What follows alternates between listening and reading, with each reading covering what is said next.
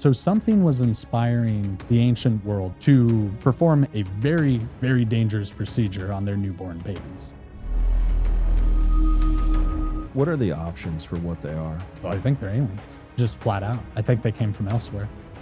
These potbelly statues, they were very intentionally carved with a center of mass being the magnetic anomaly. I think a majority of things that we find buried are the result of cataclysmic fallout. It shows that there was an interconnectedness between cultures. We revered the cosmos. I think there's a great lie that the age of exploration is over and that we have discovered, by and large, what there is to discover. And now we're just filling in gaps.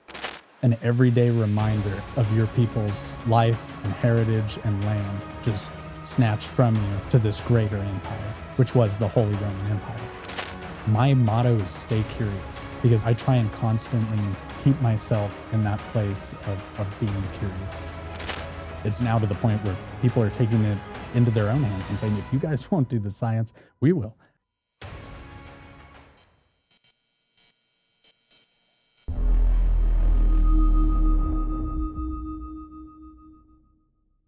Yeah, I want to talk a little bit about like how you kind of started too, and how we connected. Absolutely. That would be awesome. So, yeah, I mean, like you started your channel right about when I started my channel, right? Right after, because I was doing the research for what I wanted to, after I had like figured out I wasn't going to be able to start with like exploration content.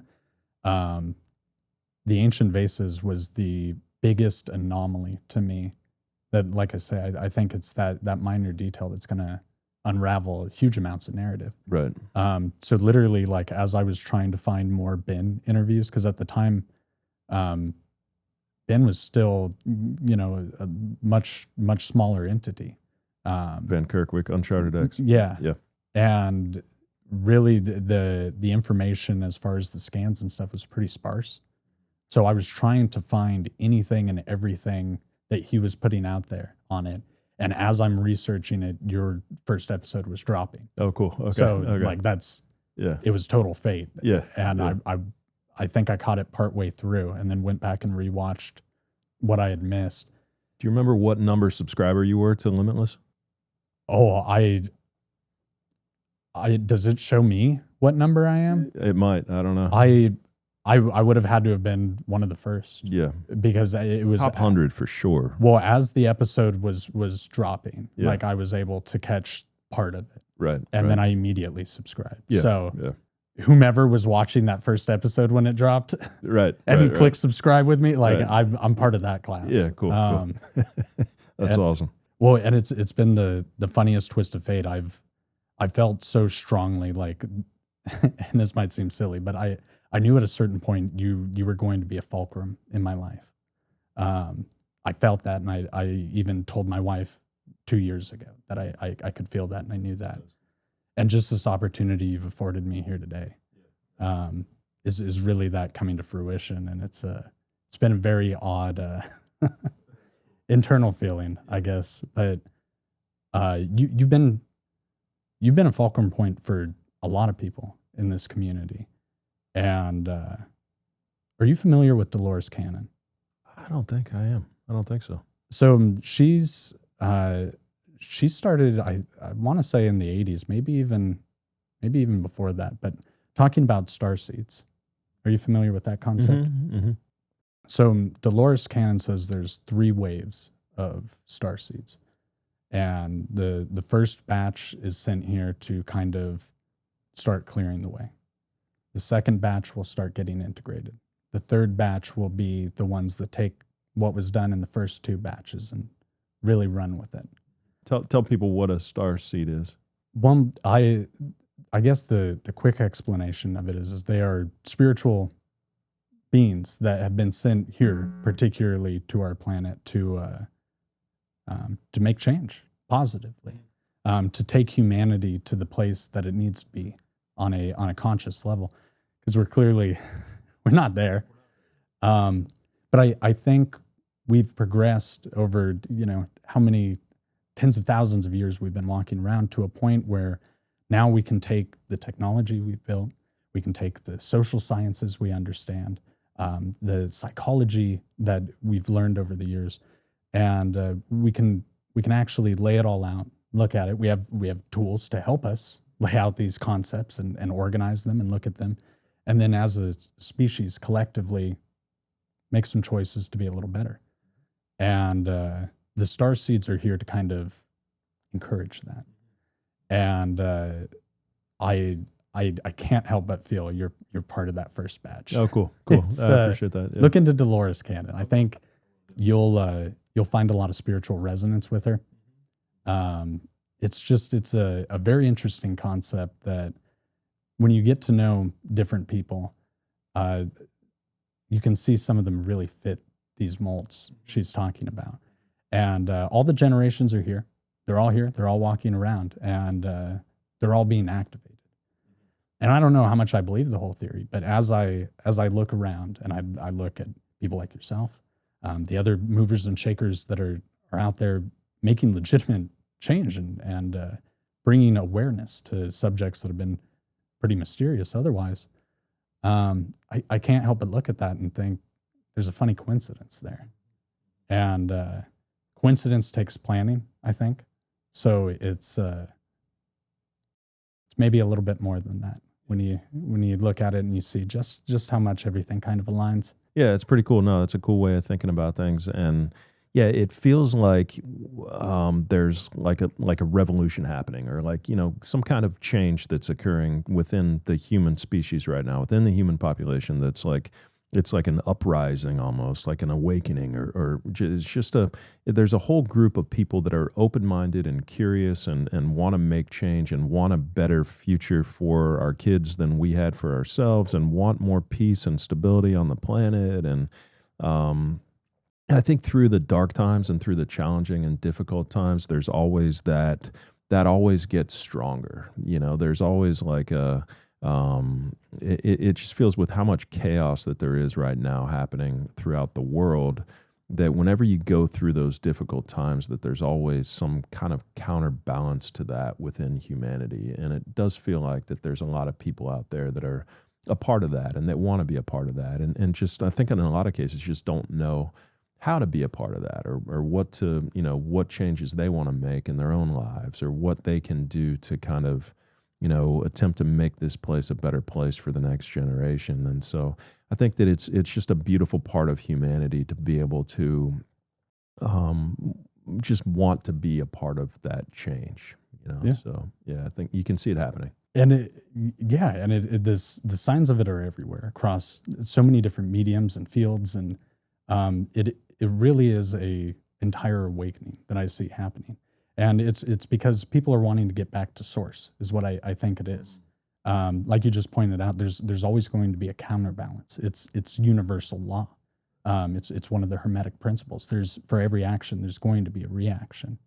And when you look in the past and ancient civilizations that reached a point of moral degradation, they fail.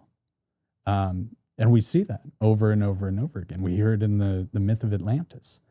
And I think now, right here in this time, we've reached a point where there's enough information that's easily accessible. People who are anything but an expert, like myself, can access now expert level information immediately. And that, on an individual level, opened my eyes when I realized, I can check these things academics are telling me. I can dig my own. I can find out, and it's all there.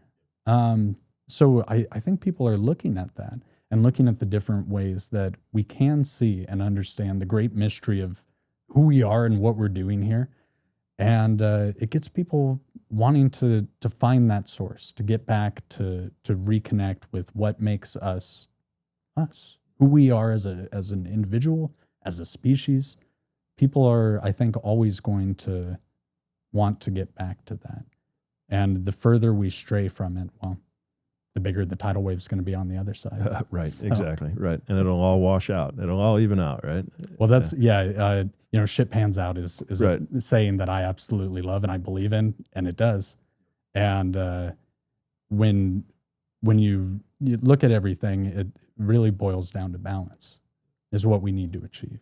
Because there's never going to be a world just free of, people trying to do wrong by others or take advantage of other people. We're never going to live in that place. It's part of who we are as humans to be selfish. But I think when we can decide on a wide scale to all make little micro changes on the macro, it really pans out in a big way. And you are forever going to have those people trying to disrupt that flow. But when it's on a wide scale and you have enough buy-in of people making those constant micro changes, the other gets washed out really quick. Were you into ancient civilization and ancient mysteries? I'm sure you were prior to Ben and prior to the vase conversation. Like, where did that start for you? I was very fortunate to have a mother that loved to read to me. And so before I could even read, I was having her read me stories on, how the pyramids were constructed. Yeah, all those little fun scholastic mystery books. Every History Channel special I could consume, Discovery, Nat Geo, whatever. If there was an interesting program that wanted to discuss the mysteries of the universe, I was there for that. But it wasn't until I would say maybe 3 or 4 years ago that I realized these aren't just cool mysteries. They're fundamentally a part of who we are. Not just the mystery itself, but the things being discussed, like the Great Pyramids. The Great Pyramids have outlasted every human that's ever lived. So it's something all of us should pay heed to and acknowledge as something that was important to us as a species. And the pyramids are just one example. There's a million all over the world, even into the modern day. So it's I think just kind of over time, I realized that these things are a lot more connected than I thought. The past is directly connected to the modern day in ways that I had no idea. Because I think it's easy to look at the world and see civilizations kind of rise and fall and think it's like a new start and a new stop, but my bad. It's not. It's a continuation of us as a species. And that whole idea has always fascinated me. And I guess just about 2 years ago, I finally got to the point where I was like, man, I got to talk about this. I was talking to my wife about it all the time, and she's like, okay, Right. I've heard enough about ancient bases. I was like, I got to talk to some other people about this. Is exactly what happened with me. Yeah. And my wife's like, yeah, she was really excited when I decided to start a podcast. Yeah. She's like, you can talk to other people now. This is great. Yeah. You can make more friends than the 4 friends that you've had for the last 35 years. It's great. So I basically reached that point and I was like, dang, it would be really neat to actually, discuss these with people who will discuss them back with you and add thoughts to the conversation. On that deep level that we're trying to think about it, because not everybody is going to be interested in the mathematics behind a vase. They're just not. Nor will people even get it, understand like the ridiculous like impossibility of doing that by hand. Or I think even the significance of that idea doesn't even occur to people. And even when you point it out, it's just a vase. But I think, and what I found as I looked at these, because I'm from a construction background, so measurements are very important. They serve a purpose. We don't come up with exact measurements for no reason. And so when you look at the precision on these vases, to me, there's just no way, first of all, that they could have achieved it back then. And second of all, there's no way there wasn't other things happening that allowed them to produce these vases with such high precision. I don't think there was in particular just a high precision vase market and they did nothing else with that precision capability. I mean, obviously we see it on the pyramids and stuff, but according to mainstream timelines, none of those add up. So I think at the end of the day, it's really going to be the vases and things like that kind of unravel it all, because something as mundane as those vases show precision that is astounding. Right.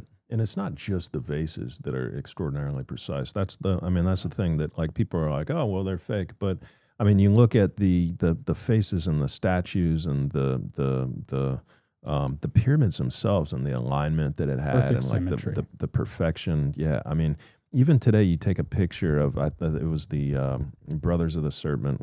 They took these pictures of the red pyramid and the bent pyramid, and it's like you can still see just how perfectly aligned those were, and how like that straight line just would have gone just all the way up to the top, and just creates these incredible structures. I mean, the boxes underneath the serapeum, you know, I mean, it's there's precision stonework all over ancient Egypt, and so it's not just the vases, of course, but yeah, they're incredible. What are your thoughts picking these things up, and like what's your reaction walking in here? I was utterly blown away. Honestly, it's first of all, this is a museum quality collection, and you've been gracious enough to share it with the world. Which personally, I want to thank you for, and I know there's a ton of other people that are just as grateful, because it is a genuine gift that you are giving to society. Because whether or not people are interested in this niche, I think the work you're doing is going to unravel a whole lot more than just that. But when I look at these and I feel these, I'm perplexed. It's inexplicable.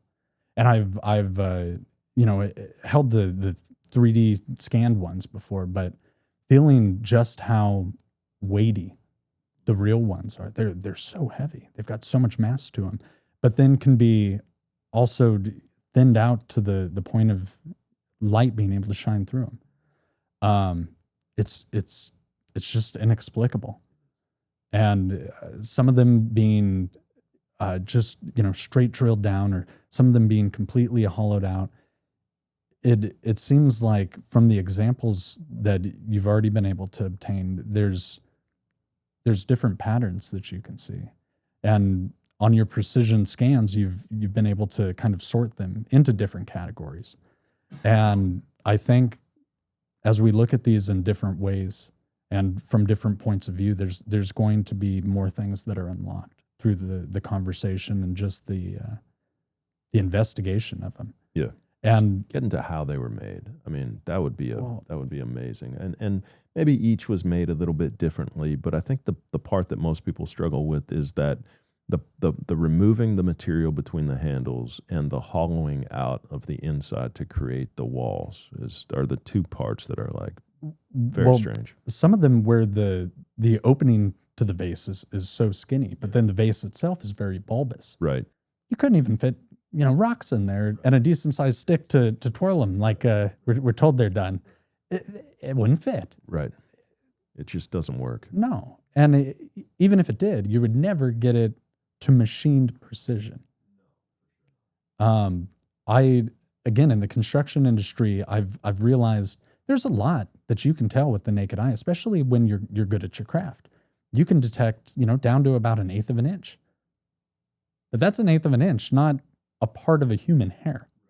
There's no way. A fraction of a human hair. Like in many cases, like 1/50th or 100th of a human hair. You know, I mean, it's just impossible to do by hand. And you can see the tool marks in there. You can see the actual tools that were used, and they're making perfectly round, perfectly level circles, and they're just cutting out however much material they want. It's very sophisticated, however the precision ones were made. Yeah. But then, you see them on the printer, and you see the printers printing the ones that are less precise, and the walls are lopsided as the printer's printing them up. The walls are very lopsided, and you've got one wall with a lot less material, and on the other side you got a lot more material. And so there's different classes of these things, but and you can tell that they were made in different generations at different times by different tools, and some were clearly machined, clearly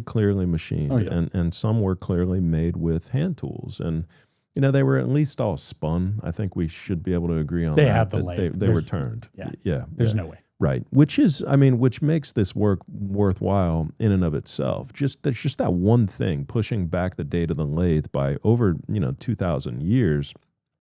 it makes this work worthwhile. And of course, you're going to have the mainstream people saying, "Oh, well, we knew that all along. It was always the 1300 BC was just the first known date, and yeah, of course, we knew it went back further." Well, that's nonsense. They never said that the lathe was in 3000 BC. That would have been looked at as pseudoscience. But now, of course, they agree with it. So yeah, it's pretty incredible, the work that's being done and the mysteries that have already been unraveled. The big one still for me, of course, is when were the precision ones made? Because they were made with machines. And so, are they modern or are they ancient? And if they were ancient, then that is, it's in line with the precision that we see in other parts of Egypt currently. So I'm not, it's very, very possible and probably probable. They've got, we're seeing precision ones in museums, and we're seeing these that many of these have extraordinarily good provenance, but ultimately you have to trust somebody at the end of the day with where they got it. And so I guess that's a question for me. It's like it's the big question that still kind of remains on the precision artifact specifically is when. Well, it seems like it was obviously an art lost. By the time of Josier, they were well aware that the art was lost, and he clearly did everything he could to gather as much of them as he could and take with him to the afterlife. For sure. Yeah. What was it, like 64,000 of them or something? Nobody really knows. Yeah, it's a lot. And a lot. The thing about that is that there was a whole team of people that excavated that the step pyramid prior to Jean-Philippe Loyer coming in the. So there could have been more. There could have been hundreds of thousands. Guaranteed people looted those out. 100%. There's a whole team of people that didn't find any. And then Jean-Philippe Loyer comes in, and it's like, oh yeah, sure. There's just 40,000 of them in here. Nothing to see here, folks. Right, exactly. So, well, it's to me, it was definitely an art lost, and at least by the time of Josier, they were keenly aware and desiring them, and there must have been something in the royal zeitgeist to want to obtain these. Because there's evidence, honestly, all throughout the region. The precision vases we find in other places that aren't just Egypt. But the question is, were those gifts, or were they actually being made throughout the whole general Mediterranean region? And more likely than not, they were probably gifts from royalty to royalty.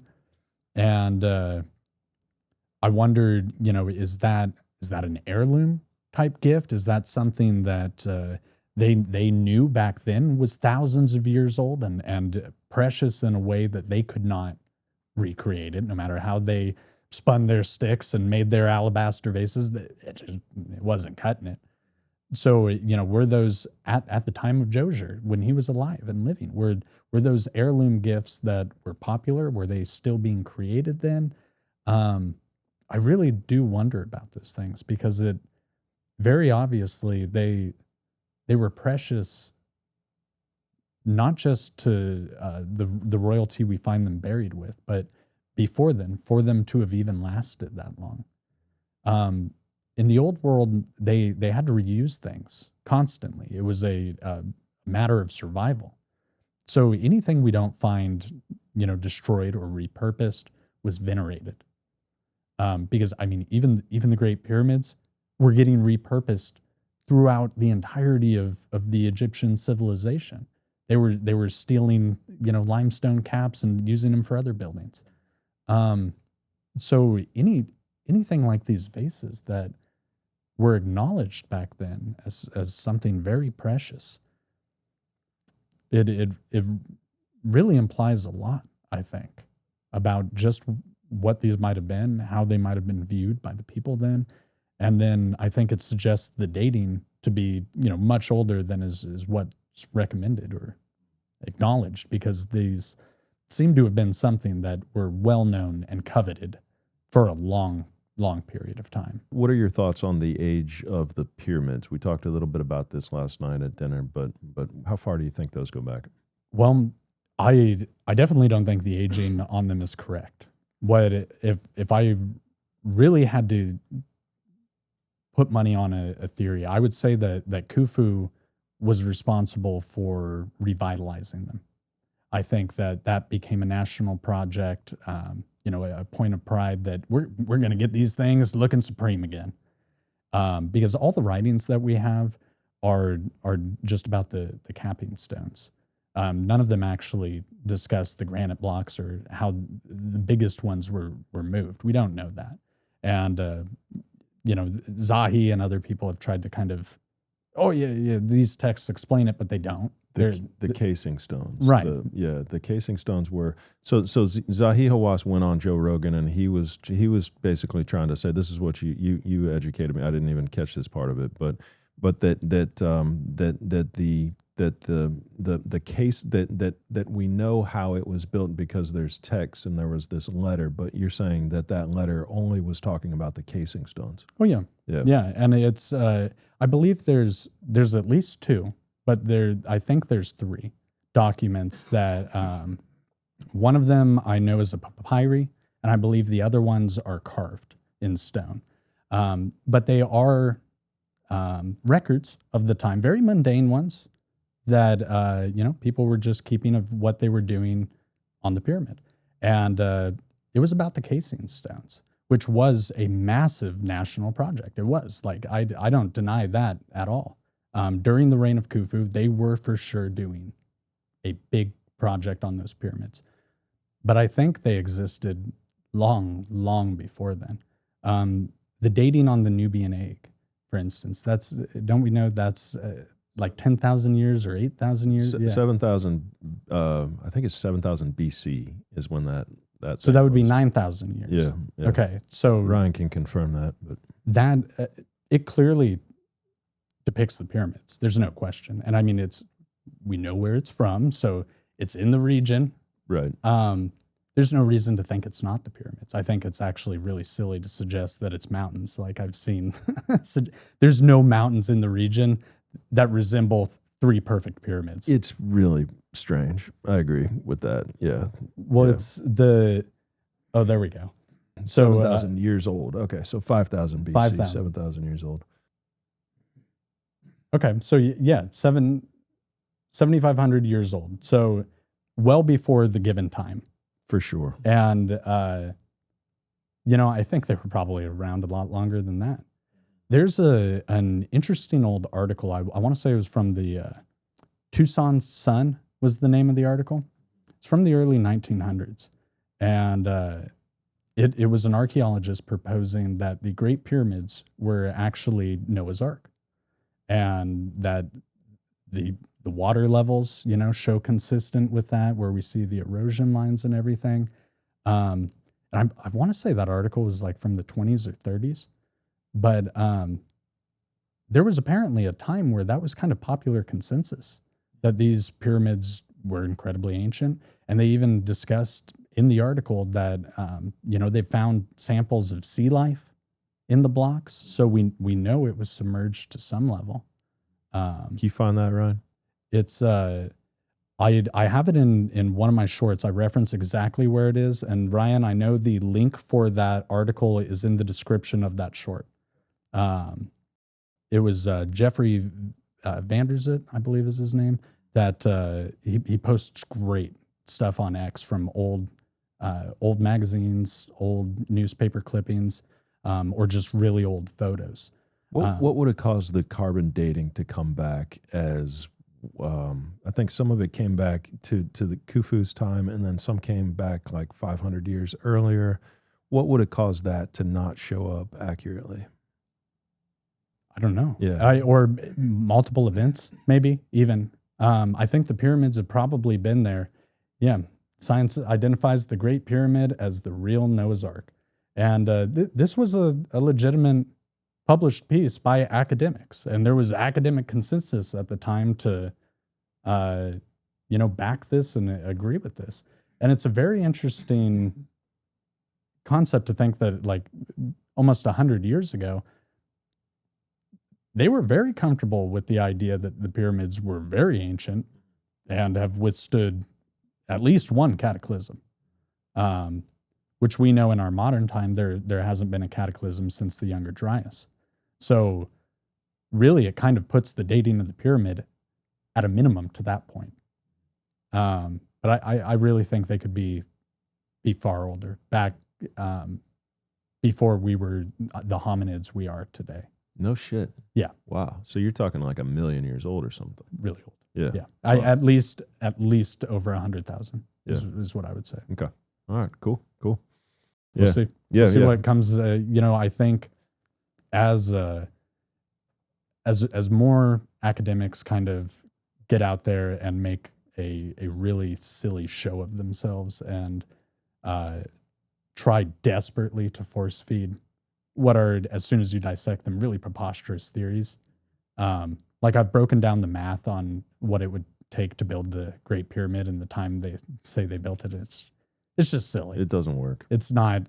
Today we couldn't do that with our absolute best efforts, throwing everything at the wall. So it's I think over time, as more people are demanding these answers, because that's the thing, we're getting to a point where people are demanding these answers. It's now to the point where people are taking it into their own hands and saying, if you guys won't do the science, we will. People like yourself. So it's to the point now we are going to get those answers. They can only gatekeep for so long. And I think as they do more carbon testing or anything like that, we will find out a more accurate date of these pyramids. What were your thoughts on the Hawass going on Joe Rogan, and what did he? I mean, I think everybody kind of has. There's overwhelming consensus on that appearance as being rough. Joe even said this might have been the worst interview that I've ever done. I'm having Zahi on the show in a couple weeks. I'm hoping he doesn't back out, but I mean the part about him saying that we have the evidence for all of the stuff being transported. We know how it was transported, and in actuality, it was just the casing stones that we have the written documentation of. What else was there that was like that jumped out to you from the episode? The Zep Tepi thing, when he said that's completely new age, fictitious. It is not. It's written on coffin texts and stuff. It's inscribed in walls. We know the first time was something they believed in. So paint the picture for what Zep Tepi is for people who might not know. Zep Tepi was the first time in Egypt. It was when the gods literally were here, present, walking on the earth, and it was a time of the civilization flourishing, and it led to pre-dynastic Egypt. They eventually departed the earth and handed the kingship over to the pharaohs, and that's why pharaohs are god kings, because it was handed to them in their view. So it's like the texts are there and incredibly ancient, and I would say that's not new age idea by any stretch. Unless we're going to count 3,000-year-old texts as New Age. But for one of the world's leading Egyptologists to get on one of the world's top podcasts, and not just once, not just twice, but more than 3 times, vehemently deny that exists. I think he was at a place of being so close-minded, he couldn't even keep up with legitimate questions being asked to him. And I think that's unfortunate that we see that out of academia, because like Zahi points out, he is the guy who has discovered most of these things. I would love for him to tell these stories everywhere, to be honest and transparent. The knowledge he has, the firsthand knowledge he has, is uncomparable. And when we see that and we see them gatekeep so hard, I think it's really unfortunate. There's a lot of big name academics out there that are true experts of their field and have so much they could be sharing with the world and bringing our consciousness to a whole different place.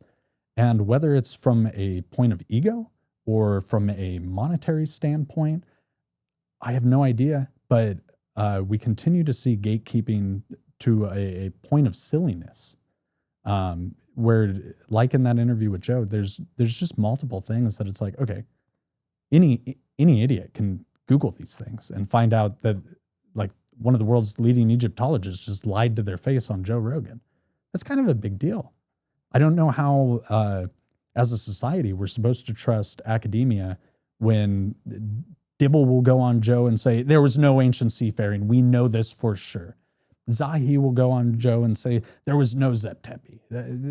We know how the pyramids were built. When they want to speak in these finalities, it's really just damaging to their own brand. Nobody has an appetite for that. There's not a consumer out there going, I want to be force-fed information that I shouldn't dig into any deeper. It falls apart. Nobody's hungry for that. And I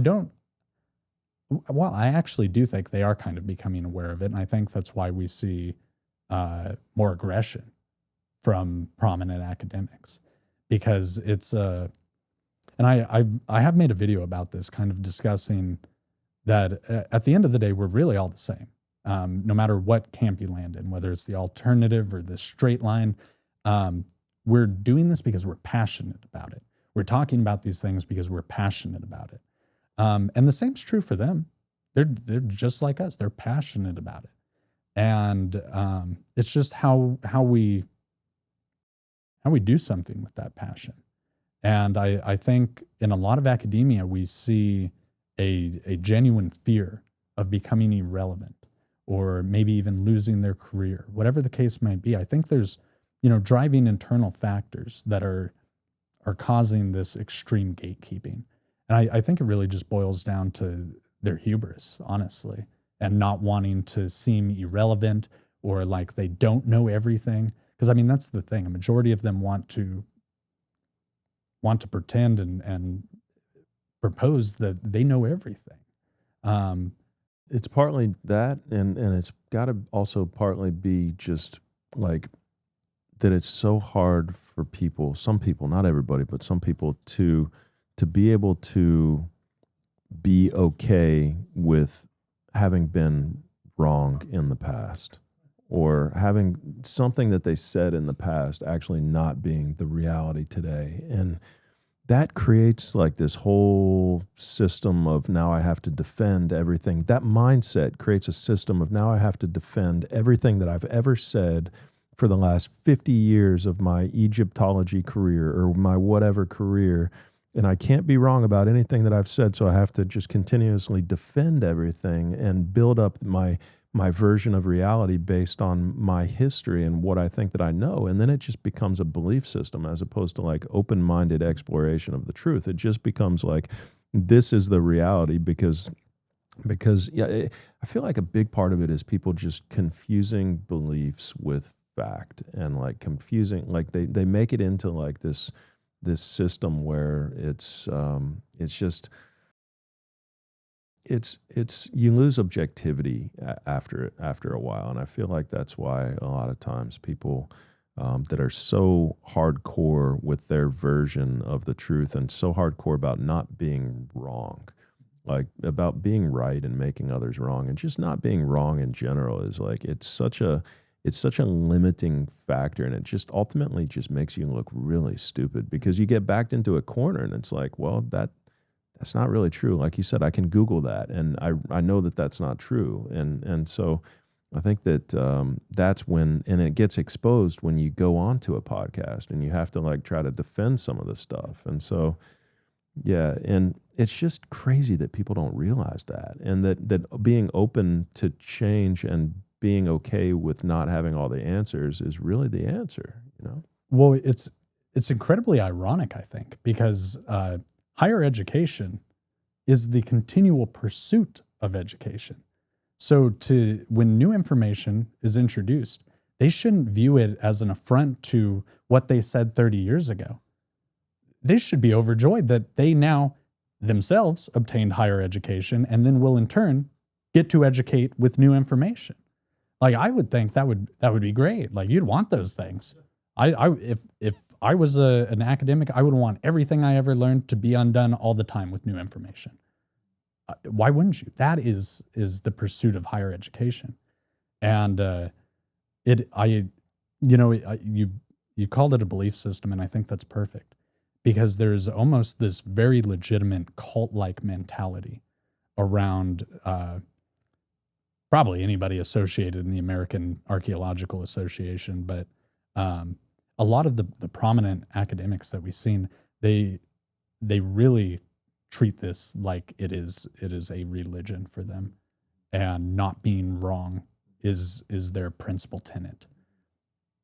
And does a lot of that come from like them being academics and giving tests to kids, and they have to be able to defend that these are the right answers and these are the wrong answers, and they're being scored, and they're scoring thousands of kids on the history, and they're testing them, and then over time that just becomes the truth. It just becomes the reality, and you close off your mind to any other possible explanation. Otherwise, you have to admit to having told lies and teaching people stuff that's not true for years and decades. I mean, I think that's got to be a part of it. But you did a video on one of those prominent academics. What are John Hoops? Yeah, that's yep. What was that about? So there's a Facebook group. It's a public Facebook group. It's called the Fraudulent Archaeology Wall of Shame group.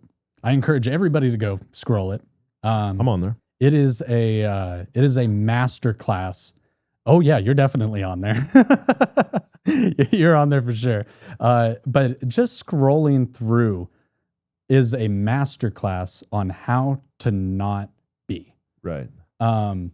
Everything you will scroll down and see is just people being as ugly as possible for the sake of just being ugly. Like they've screenshot Johanna when she'll like be moving randomly. They'll laugh at Luke's success. They mock your scans. Somehow, well, clear back when I was at like 200 subscribers, like an impossibly low number of people, John Hoops took the time out of his day. And I mean, he's one of the world's leading researchers on South America and Mesoamerican cultures. That guy took the time out of his day to go to every one of my profiles, screenshot my stuff, and post me on his wall. Me. And I've got like no subscribers. I'm not moving and shaking or changing, anything on a massive level like these scans have done. And he's still so petty. He took the time to find little old me and try and publicly let his group of over 100,000 people know that he has added a new one to the wall. And it's just so funny to me. And like watching, because I've got a bit of a fictitious gimmick that I like to put forth in my videos, because I think it makes it a little more visually interesting. And, there's plenty of people talking about these things out there. So I try and keep it a little bit different. But I noticed like in that group, people take it really seriously. And I'm like, dang, you guys don't know this is a gimmick? Right. Like, damn. But what really caught my ire is John had, because he goes out of his way frequently to just pick on people. And which is funny also because archaeologists are social scientists. So it's not like you don't know how directly bullying people affects somebody. But there was one guy in particular that he has been earnestly trying to get Hoops to look at his work. It's out there stuff. It is. But he's serious about it. And he's a serious researcher. And he takes what he's doing seriously. And he wanted a serious opinion. And Hoops definitely didn't give him a serious opinion. He just mocked him multiple times on multiple different posts. To the point where this guy, he had said he was considering putting a bullet through his head. But he might miss the one brain cell, which was a comment somebody had put up above that this guy looks like he has one brain cell, and he said he'd put a bullet in his head if he wouldn't miss that one brain cell. And John Hoops reposted that comment. He screenshotted it and posted it in that group and said, "Snowflakes are melting." And this got me worked up just thinking about it. I was so disgusted on a human level. What does that even mean? Snowflakes are melting? Yeah. He's implying that because he didn't get the response he was wanted, he's too soft. Like he's, a snowflake melting in the sun. So he was just completely mocking the guy's mental state about it directly. Not he wasn't being sly about it or anything. Like he was just directly mocking the fact that this guy was now having suicidal thoughts. And I was enraged by that. To see an academic exhibit such disgusting behavior. I wrote 3 different scripts, and they were really nasty, and it made me feel nasty. And so the one I ended up with, the video I ended up producing, was my most toned down version, because I had a really hard time separating just how hateful that made me feel, how angry that made me feel, seeing somebody of his prominence go out of his way to intentionally put down to the highest degree somebody in a very serious mental state. I was mad. So John Hoops is really the only academic that I have addressed, and I did a psychoanalysis of him. And that's, I really enjoy psychology and the way our mind works. And I dove as deep as I could into his headspace. And I think what I kind of laid out in the video paints the picture of why he is how he is pretty well. It boils down to a lot of these guys are very insecure, very small people inside. And it's unfortunate to see, but people like Hoops have taken that insecurity and have they've really taken it to the next level. It's not just insecurity. They've now become outright hateful. And seeing academics go on and be disingenuous, I think is unfortunate, but it's just that. It's only unfortunate. We can pick up the phone, we can Google, but seeing a human being treat another human being that way, it's repugnant. So I made that video, and that's really the only time I've tried to directly address any academic. I did it in a video on Danny Hillman. I discussed that Flint Dibble was heavily involved in discrediting Danny's work, which I think is very unfortunate. Yeah, you're the reason that I had Danny Hillman on the podcast, actually, because I saw your work on him, and so we reached out to him, and he was an incredible interview. He just wants to tell his story and tell his truth, and get the information out there. Well, it's funny because he's a local indigenous researcher, and we see so often in the AAA that they want to paint anybody who disagrees with their research as a racist, a white supremacist. Graham Hancock has been painted with that brush how many times? Tell people who Danny Hillman is first before we continue. He's not an archaeologist. I believe he's a geologist, is what I think his technical field is. And he has been researching Ganyang Pudang or Garang Pudang, however, I know there's different pronunciations out there, but he's been researching it for a very, very long time. I want to say it was in the 90s. They had a president that was really into the idea of this potentially being a really ancient temple. And he allowed Danny to do a lot of research and really threw a lot of money at it. And Danny was able to uncover some incredible things. There's these basalt columns that were taken from, I think, like 8 kilometers away or something. There's all these signs of very intentional human activity and building. And then there's interior structures as well. And he's a local. He lives there. It's his life. It's his culture. It's his people. And to have his work just wiped away by guys who have literally never even been to the site. Yeah, never seen it. I think it's gross. Never been to the country. Yeah, that's weird.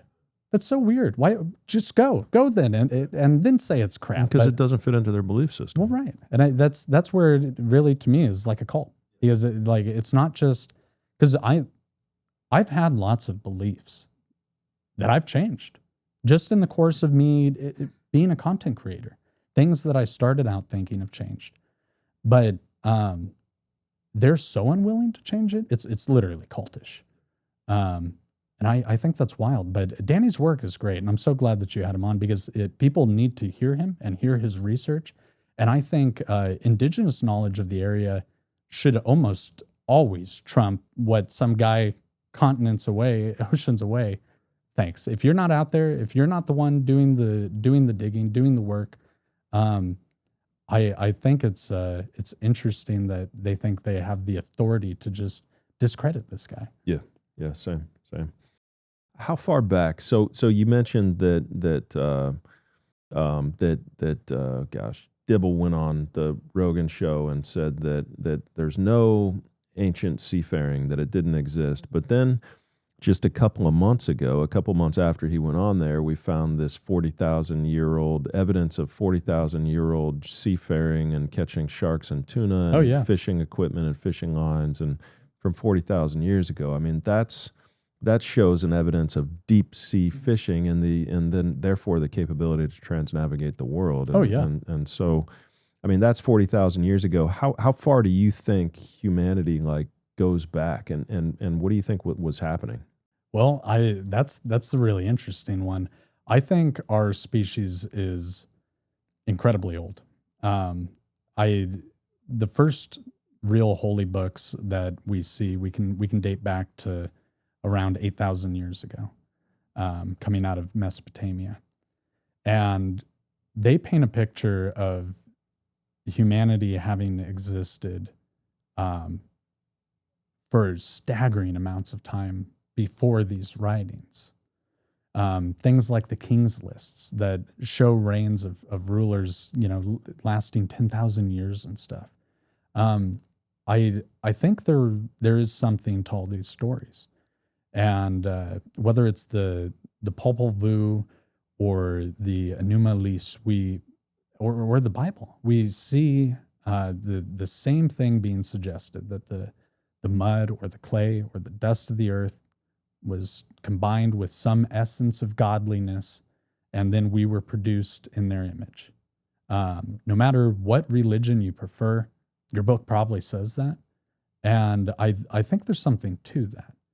So when you look at the Mesopotamians in particular, I think civilization was really booming around there and around Turkey in the very, very, very distant past, well over 10,000 years ago, deep into the Ice Age. And I think there is something to the story of the Anunnaki coming and providing, something of an upgrade or an engineering advantage, because that's when we see the king's reigns start to change, and all of the religions discuss the time when the gods walked on earth.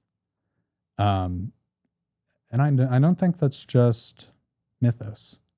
I do think there was a time where beings that were maybe physically and mentally superior to us were walking this planet. And I do think they had a hand in helping us become how we are today. There's genetic research that's incredibly fascinating that they've determined we have spliced genes, genes that are inappropriately cut off and capped that can occur naturally. We only see those happening in lab situations where we're engineering them to be that way.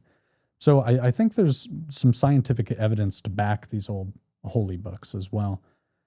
But I would guess probably as a modern iteration, we most likely go back to about 100,000 years ago.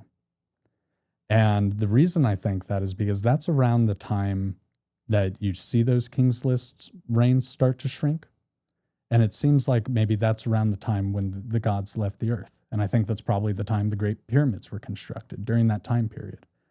And in my mind, it's very likely that the Anunnaki were a lot like us.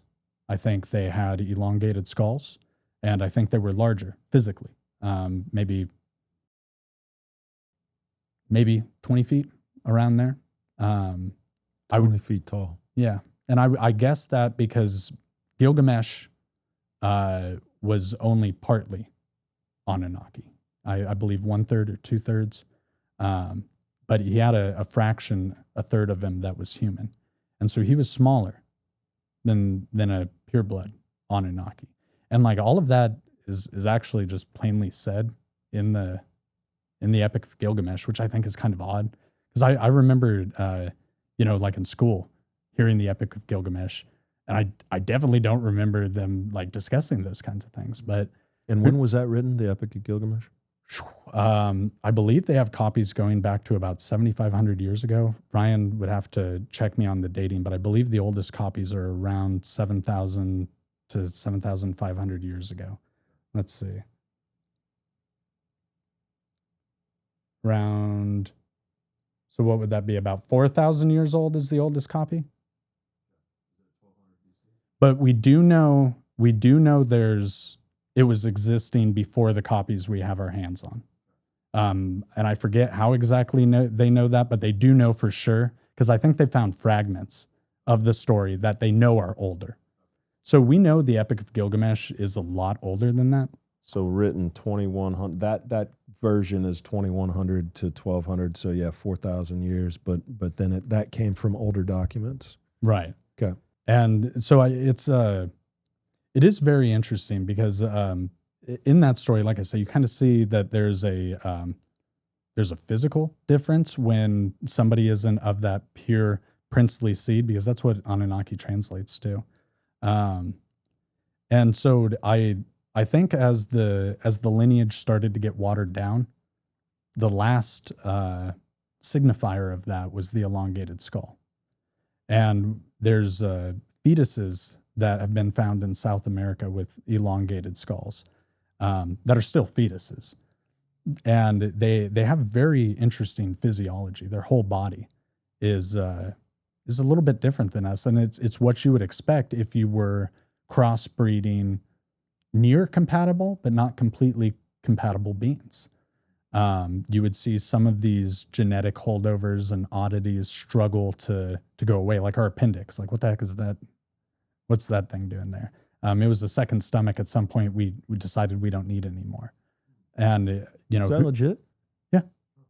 That's when it served a purpose. If it ever did, they think it was a second stomach, a filter. Would it have been like when we were, like, how long ago would that have been? Who knows? I have no idea. Yeah. I haven't even poked into that, but it's those kind of little holdovers that our body still carries that I think are pretty clearly evidence of us having bred with, near human things, because we have traits that we just don't need, we don't use, and our body's already determined that. So let's see, several biologists support the theory that the appendix is a vestigial organ that was once used by herbivorous ancestors. Okay. So yeah, whatever it is, whatever it was, at a certain point we decided we don't need it. And our coding even decided we don't need it. And that's why it's irrelevant and closed off. But then it can still cause us problems, right? And I think we see that with the elongated skull people. Because historical figures that we know had elongated skulls, whether or not academia wants to say it's from head binding or not, they also come with deformities. What is like the full story of the elongated skull? If you were to tell that from start to finish, like, where does it begin? Where do we first see it? I think in Mesopotamia. Okay. Because all of the depictions of the Anunnaki, just like in ancient Egypt, they're wearing really big pointy hats. Like, that would have been very uncomfortable to keep on your head. Like, imagine just like looking at something on the ground if you didn't have a massive skull keeping that hat on your head. So I think we see them in Mesopotamia start, and they kind of work their way around that region, heading more into like the Eurasia area, and that's kind of where we see them depart the region in the archaeological record. And whether or not people want to think it's all a result of head binding or some of it's natural, something was inspiring ancient people literally all over the world. They've been found literally in every inhabited place ever. Elongated skulls have been found. So something was inspiring the ancient world that already had a problem with birth rates and continuing your gene pool to perform a very, very, very dangerous procedure on their newborn babies. ritual head binding and cranial wrapping, uh, it can result in some really serious deformities, because that's the most important time of development. Do you think they could have been doing it so that because they thought that future generations would then have thinner heads that would make the process of giving birth easier? Like, has anybody ever considered that? Maybe. I've never heard that. I just make them a little more streamlined, get them out of there. I'm just making shit up, but like, I like that. But I mean, you could see a primitive person being like, well, if I wrap this up, then their childbirth experience is going to be a lot easier than my childbirth experience. How are they doing it in the womb, though? Yeah, no. Yeah. It's only helpful if it's before the birthing. No, I know, but they probably didn't know that shit, you know? Yeah, definitely they're not. probably like, well, yeah, if they have this head, then maybe their child will have a head like this. And, No, you're right. Yeah. Well, what I honestly think it was trying to cheat on the college application. Okay.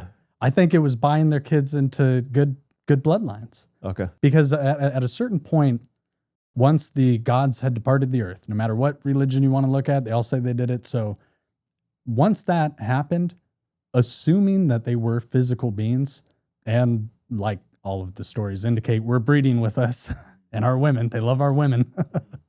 You can't blame them. But it's all of the stories suggest it. Christianity has the fallen watchers and all of that.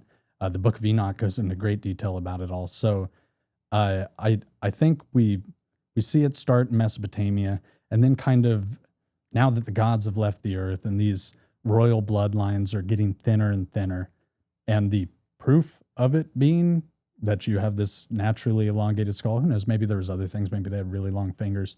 There's actually a surprisingly scant amount of whole body evidence out there for the elongated skulls. Like, we just get a bunch of like elongated skulls by themselves. So what, like, where are the skulls that are elongated but actually don't look like they were binded, like that actually look like it's a different species? Like, where are the real ones that we know that came from like legit sites and that have been tested and that we have like dating on potentially even? Like, what exists there? So we find some in the Black Sea area that I would say are naturally elongated, because there's like a number of physical attributes that kind of very clearly call out if it's cranial head wrapping or head binding, or if it is probably natural. But we see it go from the Black Sea area to South America, Paracas. And it's in Paracas that it seems like they were able to survive and thrive for a while. And I think they went on to found the Inca civilization. And these are all Anunnaki bloodlines in my mind. You know, that's that gene is what caused that, which the Anunnaki are just how the Mesopotamians referred to them. Who knows how they referred to themselves, because that just means princely seed. So they were the royalty, essentially. And we see that royalty exhibited all throughout the planet as having the elongated skulls.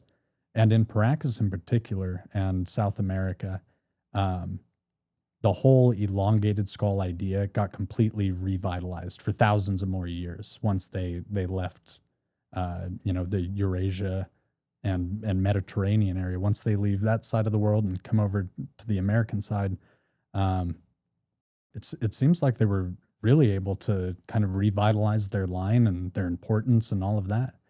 And in Paracas and all throughout South America, there's amazing examples of what I would consider the naturally elongated skulls. And the Inca bone. See, that looks binded to me on the left. And it is hard to tell, but the things that really kind of call out if they are or are not headbound is the foramen magnum, in the back where the spine attaches.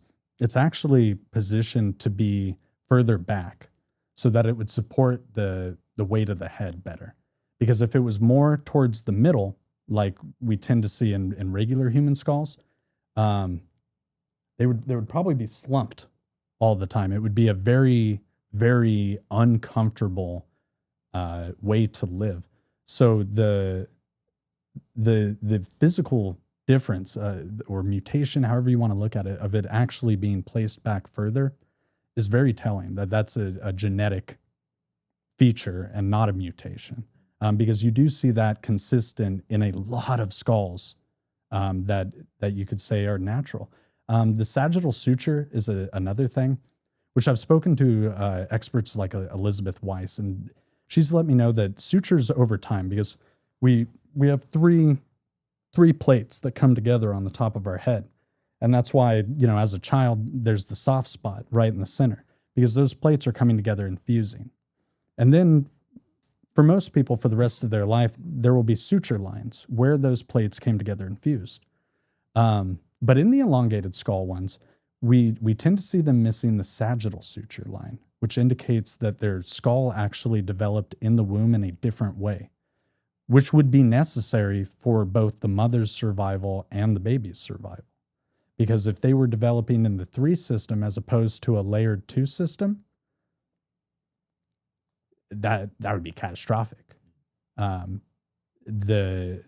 mean, we know, deformity of the head can happen very easily coming out of the birth canal. So if you had this great big elongated skull anyway, it would be a challenge for survival for both the mother and the baby. But now if they were physically developed and programmed to be born that way, because the skull plates are overlapping as opposed to coming together, well, it's an entirely different scenario. There's other things too about them that are kind of odd. Like there's certain foramen spots in the head where veins and blood flow will enter the skull, where muscles enter the skull for our jaws and things like that. And on the naturally elongated skulls, they're in different spots, which they're in spots that would make sense for a physically different human. So it is interesting that, these can't just be simple mutations or one-offs when we can find lots of examples of them. How were these genetic mutations just randomly happening the same way to multiple examples? And I think that's something they don't want to talk about. And I do think a majority of the skulls that we have are probably the result of head binding. But Brian Brian Forrester, his work has been, it's been everything to the subject of elongated skulls. And I think the work that he's doing, just at the very least, if you don't want to acknowledge any of the testing or the dating, just simply putting the pictures of them out there online for people with eyes to see and a brain to think. You can look at the physiology of that skull next to the physiology of a regular skull, or next to one that was for sure headbound. And they're just not the same. And I think they deserve to be their own class of Homo sapien, or, Homo whatever it would be, Homo elongus or something probably. Like, yeah, it's I'm trademarking it now, whatever academic comes upon it later. But it's I think they deserve to be an acknowledged species, subspecies of human, just like we acknowledge there were Denisovans and Neanderthals. I don't see why we wouldn't acknowledge that there was a species of larger than us and elongated skull people. Forrester was in Machu Picchu the same day I was there. I was just walking through there, and he had this big tour, this big group of people That's cool. with him. Yeah, it was pretty cool. But it's really cool. How is he getting all these skulls? Like, how is he doing this research? So it's he's said in a number of his videos that he just buys them for like $80 a skull. There's unfortunately grave robbers all around the area. The local authorities don't seem terribly bothered by the fact that looting and grave robbing is a very normal and common practice. And it's very fortunate that Brian is there and purchasing them, because like you with these vases, he's exhibiting them for the world. You can go to his museum and see them. And I think that's beautiful. That's fantastic. It's our responsibility to be stewards of history. We're stewards of this planet. And anything that predates us, I think, deserves some respect and reverence. It's the building blocks for how we got to where we are, for good or for bad. Everything that came before us led to right now. And I think that deserves respect. And I appreciate that Brian has made it a mission and a point to obtain these things so that they aren't just disappearing into the antiquities market. They aren't disappearing into private collections. I have a fake one that was completely artist made that I absolutely love. But the thought that like there's somebody out there who would like go buy an actual one and just like put it in their house and nobody would ever say, that's horrifying to me. That's atrocious. So yeah, Brian buying these, I know is a very controversial thing, but I'm personally for it, and I'm appreciative that he's doing it, because anytime somebody who wants to be a proper steward to history is willing to do that, it benefits everybody.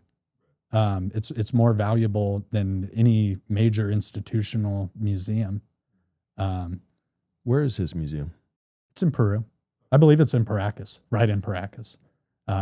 Ryan would have to check on the specifics, but he stays local there. And there are certain things he says that I take with a hefty grain of salt. And I think that's important for anybody, no matter how much you like their information or don't like that information. We need to be skeptical. We need to use discernment. What do you take with a grain of salt? Give me an example. Well, he's done certain genetic testing that I think makes sense, but I wouldn't hang my hat on it and go all in. I would like to see that confirmed by more institutions, because he's had to, like you, kind of privately go about doing these things and obtaining these samples, getting people to test them. And for forensics, or genetics, it's a lot more difficult to find places willing to do that, especially if they know it's a controversial topic. You're relying on colleges to actually be the ones to perform that data. Damn, and that's a big ass head right there. Well, and the volume is different. And that's the thing. You could stretch your head, but it won't change the volume. And I mean, these things are freaking massive. When I put my fake skull up next to my skull, like there's a very obvious normal, size correlation and endpoint, and it just keeps going on the elongated skull. But some people do have just massive skulls. I mean, yeah. Like hats for me, I gotta get certain size hats because I can't fit into them. My dad's the same way. You look at people. I saw your video on hoops. You look at people like Michu Kaku or whatever. He's got a big ass head. Yeah, man. there's people with big ass heads. I'm gonna be honest. My wife has a much bigger skull than I do. Yeah. She can't fit into my hats, which is a funny thing we joke about from time to time. But it's I mean, there's definitely people with big ass heads, but for the volume to be so dramatically different, I mean, that's what gets like me. What is it like? What's the variance in volume on some of these? So that's the thing. Each individual one would have to be tested. Yeah, I know there's ones that have it, and there's only certain ways you can go about testing it, like pouring beans in there. How many beans can fit into this skull versus how many beans into that skull? And some of the examples that Brian has put forth, you can go on and you can buy the exact 1-to-1 version of the skull he's showing, and it holds just as many beans as a regular skull. So and that's another thing that I take with a grain of salt, is not every skull he proposes is natural. They're not. You can, like I say, all of these skulls, there's a website, I forget what it is, but they just sell replica skulls. And they have many of the samples Brian has scanned and available for purchase. So you can buy 1-to-1 versions. Is it like 3D prints or something? Or I don't know what they're made of. That's not where I purchased my elongated skull from. Mine was an artist off Etsy, Delirium Studios, great work. But this website, yes. So there's multiple available, and like I say, some of them unfortunately just they're not natural, and you can test that with the volume. But really, what's required and what I would like to see come of the whole elongated skull topic is actual robust, honest investigation into it, because there isn't, and there hasn't been, and you're relying on people like Brian to provide that information. And of course, he's going to be biased to his own. It's his passion project. So I would like to see other teams. I would like to see bona fide academics legitimately investigate some of the ones that he's obtained that are undoubtedly physically anomalous. Because that's really what it's going to require is individual testing on lots of samples. And it just hasn't been done. It seems like there's no interest in it being done, which is fascinating in and of itself. It is, yeah. If it doesn't fit into a belief system, nobody wants to touch it. Well, that's it. Yeah. And it's I or think a reality, I should say, a reality that that this has never existed. So why would we bother looking at it? Well, and that one's such an uncomfortable question because, like, really, when you think about people 10,000 years ago binding their baby's head, you were lucky, A, to survive childbirth, B, for your child to survive birth, and then C, for them to survive any amount of weeks past the birth. It kind of becomes very unsettling when you think about their willingness to risk the literal most precious commodity they had, their continuation of genetics, their child, their offspring.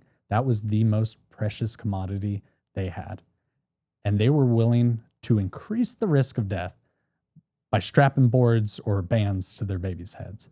And there had to have been a really profound reason for that, really profound.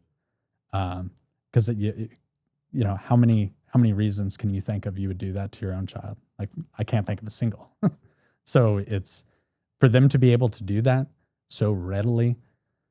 We're talking something profound, and I think that's what to me is the most interesting thing about it is as that mystery kind of unravels, if it ever will, if they'll ever actually poke into it, it really makes us rethink a lot about ourselves.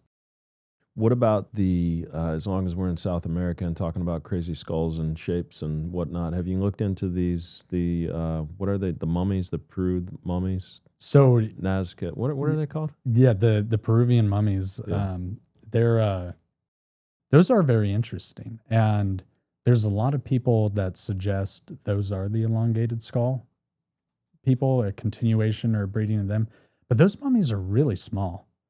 And I don't think they might have also had elongated skulls, but I don't think they're the same different beings. species. Yeah, totally different species. If they're real, do you think they're real? I think they're real. You think they're real? Yeah, there's a X account that Incredible History, I believe, is the name of his account. He did the most comprehensive and in-depth on-the-ground research of all of it. He was there. He interviewed the people that were doing, yes. His research on these mummies convinced me they are real. I'm gonna follow him. He's a good one. He's a cool guy, first of all, just as an individual. But let's add him to our list of guests, Ryan. I would recommend that one highly. Yeah. Good guy. And he's done, legitimate on-the-ground journalism following that story. And he was conducting interviews with the scientists that were doing the research. And I believe they're very legitimate. And his work, I encourage everybody to check it out because if you're curious about the mummies, he really spells it out and did a superb job of it. What is he saying at the end? What's the summary? He remains unsure, is his opinion. He's trying to remain skeptical. He doesn't want to go all in and have that confirmation bias.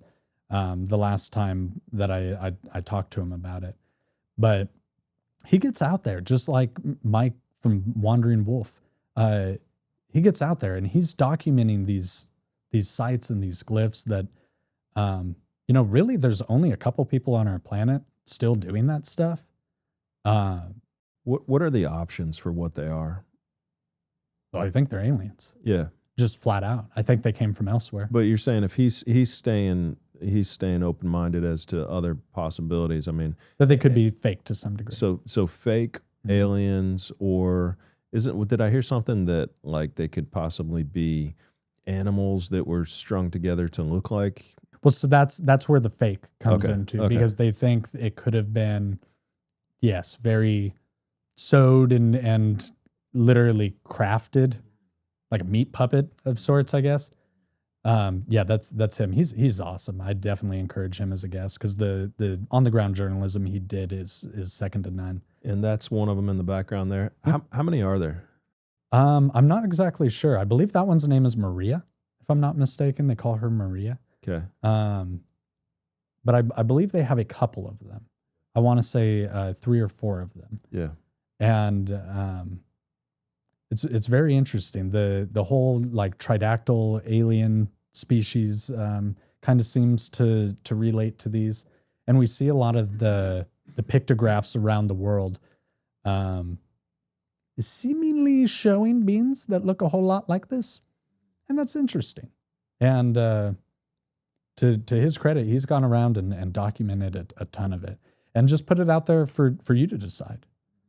And that's the thing. Their digits, their anatomy, it's very peculiar.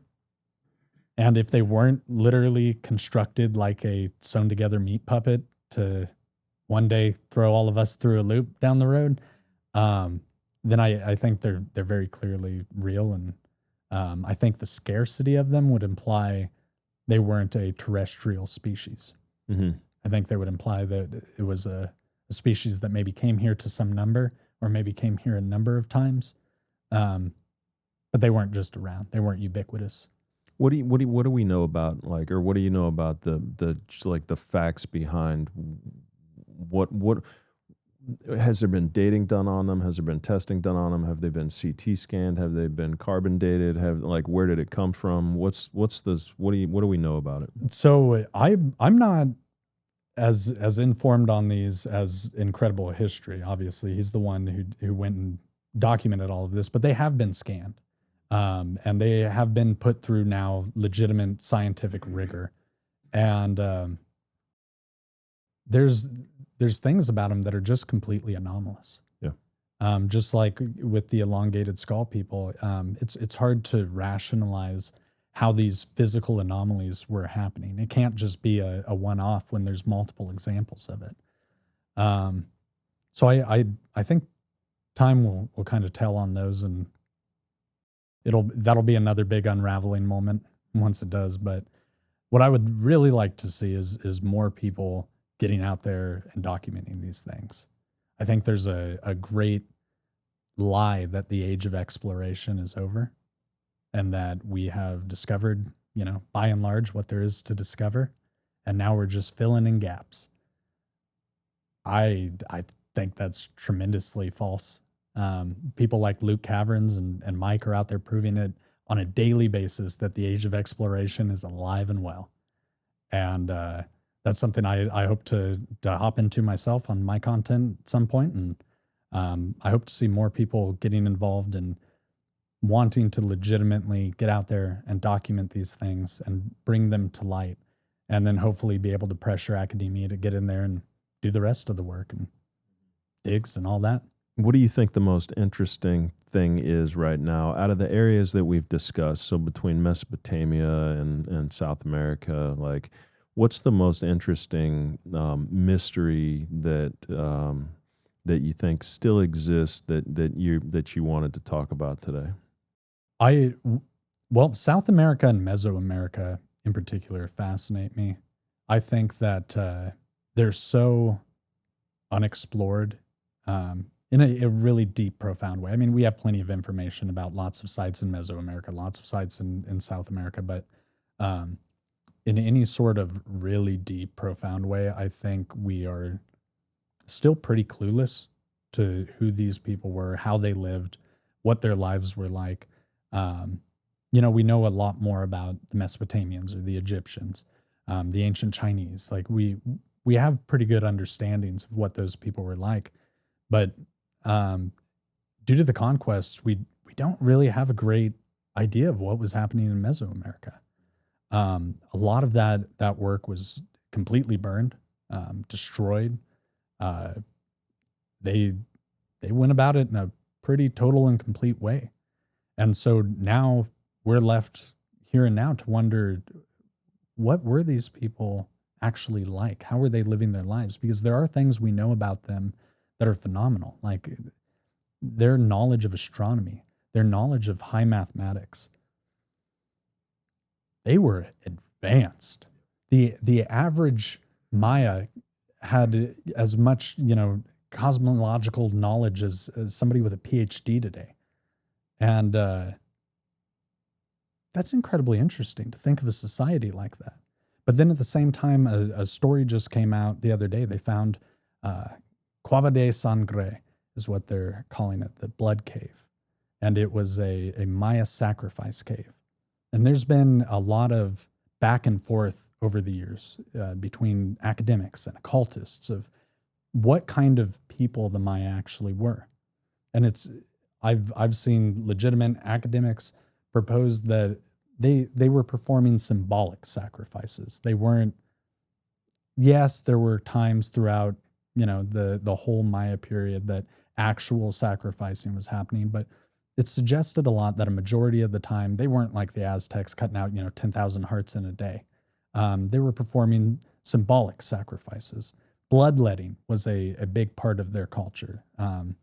The ruling class would participate in bloodletting sacrifices where they would let their own blood.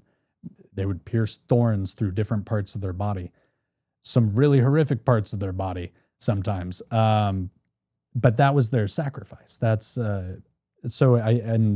occultists like Manly P. Hall, who I'm a massive fan of. I love Manly P. Hall. I listen to his old lectures for hours a day. He's suggested the same thing.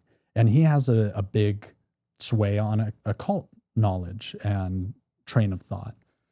So like there's all these misconceptions about the Maya and who they might have been, but then like new things like this blood cave have come out, and it's just filled with some of the most gnarly sacrificed, dismembered bodies you can imagine. And there's evidence to show it was happening while they were alive too. It's primarily kids, which that's another big one because of the Popol Vuh. If you were a twin in Maya time, rough break. You were for sure getting sacrificed. If you had a cousin that was, close enough in age and birth time, well, bad news still. You're probably getting sacrificed if there's no twins. And why was that? Why were they sacrificing kids so much? The hero twins. Because the Popol Vuh revolves around the story of the hero twins. And to the Maya, that's their whole origin comes from the hero twins. And everything they are, everything they have, the hero twins are what brought maize. That's the maize god. So it's to them it was very important. But what I find so interesting is there's this real dynamic between them being this beautiful, civilized, incredibly educated, I mean really, really educated civilization. And then at the same time, performing some of the most barbaric rituals we see in all of human existence. I think it's so interesting because they, of any culture, I think, reflected nature in its purest form. Nature is very beautiful and very, very scary. Last night at dinner, we were talking about the hurricanes. That's not beautiful. That's nature at its ugliest. And I think the Maya really, really symbolically understood nature and how they were to interact with it. And I think that just like the extreme beauty we see in nature, we see extreme ugliness. And the Maya were willing to give themselves totally to that ideology. And I think in a lot of ways it's very beautiful. It's very interesting. And it really requires divorcing yourself from a modern train of thought to understand how it's beautiful and how these people survived and thrived for so long. Because like when we think about our own country, from us sitting here to George Washington, that seems like forever ago. And these were people, who survived thousands and thousands of years as opposed to just hundreds. And to be able to maintain a culture, to be able to continue to refine that culture, that's a level of sophistication that we really only see a couple of times in the old world. And I think it's just what's going on in Mesoamerica and South America as LiDAR improves, as people are getting out there making on the ground discoveries. I think we're going to find out that the Egyptians didn't hold a candle to what was happening in Mesoamerica and probably in South America as well. Where what we'll find in the Amazon, I think, will just be astounding. It's the tip of the iceberg as far as some of the earthworks they've found now. It's not going to be as tall as some of the pyramids, right? I mean, No. Yeah, but I mean, the amount of structures, the amount of pyramids that exist within South America. I mean, we're talking like 10,000 pyramids probably down there. It's a staggering amount. And I mean, that's the thing. As long as you don't limit yourself to the thought of like a pyramid is only what we see in Egypt. Yeah, they were, I mean, profound builders. So many constructions. And I think what we're going to find in the Amazon, because I don't judge ancient sites on, size, or, total scale or anything like that. To me, it boils down to sophistication. What concepts were we seeing these people were aware of and then integrating? In a lot of South America, there isn't good stone to work with. There just isn't. It's not there, or it's too deep for them to access. So, in areas like that, it's presumably going to be more earthworks, like what we find in North America. Really impressive earthworks. They were building pyramids, just not out of hard stone. A lot of mounds. And that's another thing I had no idea about was the staggering amount of mounds. But as it relates to Meso and South America, I think what's going to come out of there will really rewrite what we know about our human progression. Because if you look at the biblical stories or anything after the flood and the dispersion of humanity, academia regards all those as mythos, but I think it's a very important, real aspect of our past and where we came from that deserves some answers, actual ones, an actual investigation. So if science can confirm these holy books, I think that's just tremendous for humanity to understand what we actually are. Cool. Yeah, we were talking about magnetism a little bit last night and some of these old sites and talking about the Olmec Heads and how those were magnetized. And I didn't even realize that those were like centered, magnetically centered. You pointed that out last night. Yeah. Which is pretty cool. I guess first question before we come back to the magnetism part is, how old do you think, and when do you think that those Olmec Heads actually came from? I mean, Luke is convinced that they're from the Olmec civilization, just a couple thousand years old, and it's like, why were they buried? Why were they all underground and found underground? Like, I guess down there, maybe it doesn't take as long for things to get buried because of all the crazy amount of growth that happens down in the Amazon, it just feels like those have the potential at least to be significantly older than we give them credit for. I think a majority of things that we find buried are the result of cataclysmic fallout. I think it's also pretty possible that a civilization said, screw these guys. I'm the boss. Who are they? They're not even here anymore. Bury that crap. Just dig a hole in front of it. Team of guys, shove it in. Maybe. The Egyptians went around cutting everybody's nose off. Screw that pharaoh. So did the Romans. The Romans. Oh, yeah. Yeah. Gone with your nose. Nope. Off with the head. Yeah. Cutting the arms and the head off the statues. Yeah, they love that. So that's, I think, highly possible that could have been a thing. The Popol Vuh discusses iterations of people that came before the current Maya at the time of the Popol Vuh, the wood people and the clay people. And I believe the Olmecs they're one of those people. I think they're probably the wood people. because those were the ones that came right before the Maya. And in the Popol Vuh, it says a cataclysmic flood destroyed the wood people because they were not treating Earth with reverence. They were not good to their animals. They were not good to their crops. They were not good to each other. And so a cataclysmic flood destroyed them, just like we hear everywhere. So I think that there's a very real chance that there's some fire to that smoke, and that is an actual accounting by the Maya people of, yeah, we know the Olmecs were here. They were doing great stuff. Got these heads. We got a bunch of their knowledge. Thank you for that. But they got flooded away. And now we're here and we're making heads and tails of what they had taught us. And I mean, for that train of thought to work out, it would need to be, pre-Younger Dryas. So then we start pushing it back quite a bit further. And down there would have been an incredibly great place to live if there was any in the Ice Age. So I think it really adds a lot of credence to the fact that they could be a lot older, because that would have been one of the inhabitable places on Earth during the Ice Age.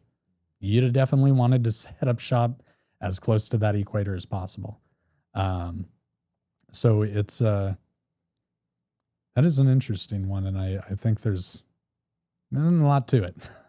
But the magnetism, if you want to talk about that. Yeah, talk to me about that. That one's interesting because we see in a number of ancient cultures an acknowledgement of magnetism. They were aware of it. The Mesopotamians, they built mud bricks, but they were still incorporating magnetism. We know that it's still in Ishtar's Gate. Like if you take a compass to Ishtar's Gate, all over the place. So some of their structures that we still have standing and in good condition, relatively, we can see that they did have a profound knowledge of magnetism, but the Olmec seemed to have an even more profound knowledge of it, and how or why. That completely stumps me. How did they figure that out? Because I mean, me or you could take a compass to it and figure that out, or we could take a magnet to it, but it's not like they had either of those things. Well, could they have taken other magnetic rocks to it? Does that work when you're taking magnetic rocks to magnetic rocks? I guess you're going to get a reaction. That's the only thing I can think, is they would have had to have found a stone, a large stone, with the indication that it had a magnetic anomaly within it. Because that's the thing. They were flat out finding stones with bona fide magnetic anomalies in them. And then they were able to pinpoint that magnetic anomaly to the center of mass. And so, taking stones, other magnetic stones, and kind of working your way around what would have been the rough, unhewn block is really the only way I could think they could, without, sophisticated measurement tools like we have today. That would be really the only simplistic way I could think they could go about doing it. But again, how were they finding them? How did they figure that out? Were they seeing pebbles, stuck to the side, floating, there? How did they even figure that out? But so the mystery comes because the Olmec heads themselves are magnetized, and the center of that magnetism exists within the center of the Olmec head. Is that right? So I don't know if all of the Olmec heads have a perfect center of mass magnetic anomaly, but I do know they've got a number of these potbelly statues, Olmec potbelly statues. And with those, they were very much centering the mass in the potbelly. Whether or not all of the just Olmec heads are magnetized, I'm not entirely sure. I'd have to poke more into that, or maybe Ryan will be able to find the information. But these potbelly statues, they were very intentionally carved with a center of mass being the magnetic anomaly. And that's wild. That's wild. Because why, first of all? Second of all, how did you find it? It's a very interesting thing that they picked up on somehow. And I think they were definitely using that to their advantage to move things around. Because we find a bunch of these little balls too in Olmec pits. And if you think about the concept of one magnet with the opposite polarity, you can keep your finger over that magnet and hover it. If you let go, of course it'll go side to side or off one direction. But if I held one magnet and you held the other magnet, well, we could move it across the table in unison easily without my magnet going astray. I'm balancing it, and your magnet won't shoot off. You're balancing it. So I think that's how the Olmec were for sure moving their things, is magnetism. And there doesn't seem to be evidence of that in Egypt. And that's part of the reason I find the South American and Mesoamerican cultures honestly a lot more fascinating, because they were keenly aware of these concepts, and I think using them to their advantage. I just asked ChatGPT, and it's saying there's no solid proof that potbelly statues were magnetically centered intentionally, but it's an area of open inquiry. If magnetism was involved, it would have implied a surprisingly advanced understanding for that time. But it's saying there's no confirmed evidence of it basically yet. Yeah, no academic will put their stamp on it, even though we have multiple examples showing the same thing. What are the examples? Like, where do we see, like, Those Ryan, statues. Can you pull them up, Ryan? And like, I think there's 3 or 4 of them total. Okay. That we have. Okay. And it's consistent, which is funny, because it's the academia not wanting to acknowledge, like, ChatGPT won't acknowledge that there is a direct correlation, because academia won't come out and say there is a direct correlation, because if they do, that again takes us into that uncomfortable thought territory. Because immediately the first question, if they acknowledge that they were magnetically centering these, the first question is how? And that, man, it gets deep there. So I that is something they don't want to touch with the 10-foot pole. How do you think that they were using it to move stuff? Like, what does that process look like? Well, so we find those little balls that are also magnetized in different Olmec burial areas. Were those used for like games, people think, or am I thinking of the hard stone balls? I want to say they found like 10,000 of them, like ridiculous number of them buried in a pit, but they found them in other places as well, just not in that number. To me, I think it's probably very likely that they were, like my magnet example a second ago, they were just a team of people was rolling these balls underneath, was just walking them and scattering them. And then a team of dudes was just floating the head over. And I don't think it was anything dramatic. I mean, it was probably barely getting off the ground, but that's still pretty darn amazing. And to me, that's the real definition of high technology, is they were using Earth's technologies in really high level advanced ways. Magnetism's natural. We didn't make that. They just figured out how to utilize it a heck of a lot better than we have. California is struggling to get a magnet train going, but the Olmecs seem to have had it figured out. And that's what I think is really neat. And I would doubt highly if academia will ever make that confirmation, because it unravels it too much. But what we do have is examples that are consistent.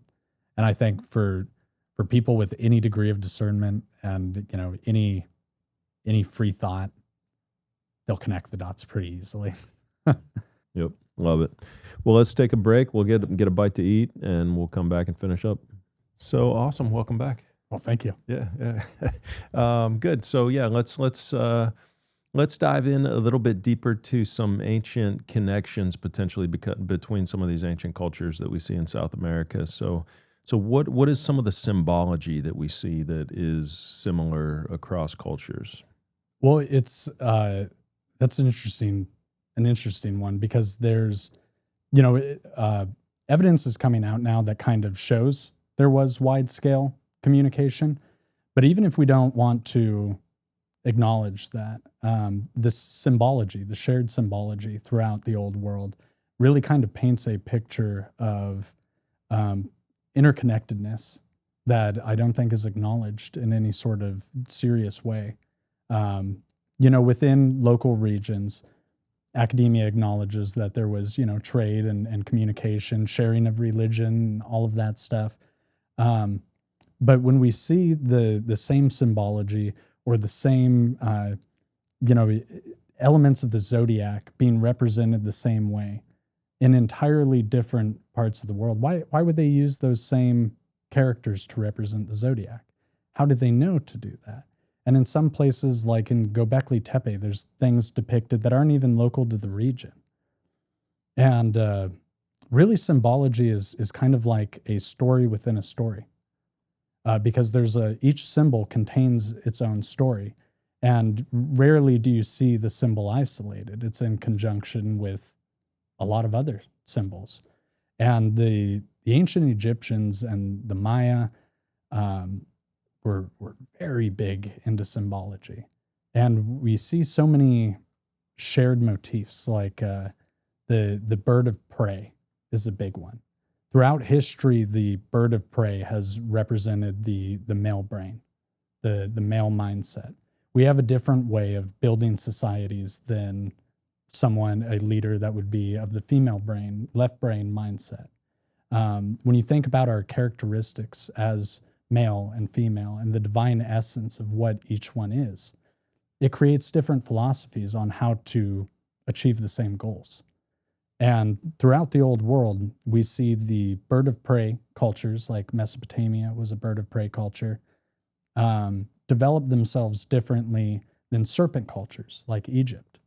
They're essentially neighbors, but they developed in very different ways. If you look at their architecture, if you look at their governance, it's all very different. Their trade, their commerce, all of it was very different.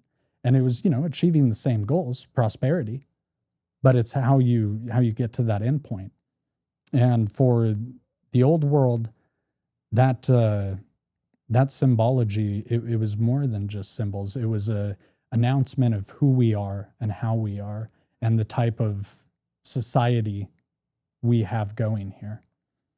And it's very interesting as you look throughout the period of history that we're aware of and is acknowledged. You see the serpent cultures start to disappear. The serpent cultures usually, like we call nature Mother Nature, right? Because nature has very effeminate qualities to it. And the serpent cultures built in conjunction to those qualities.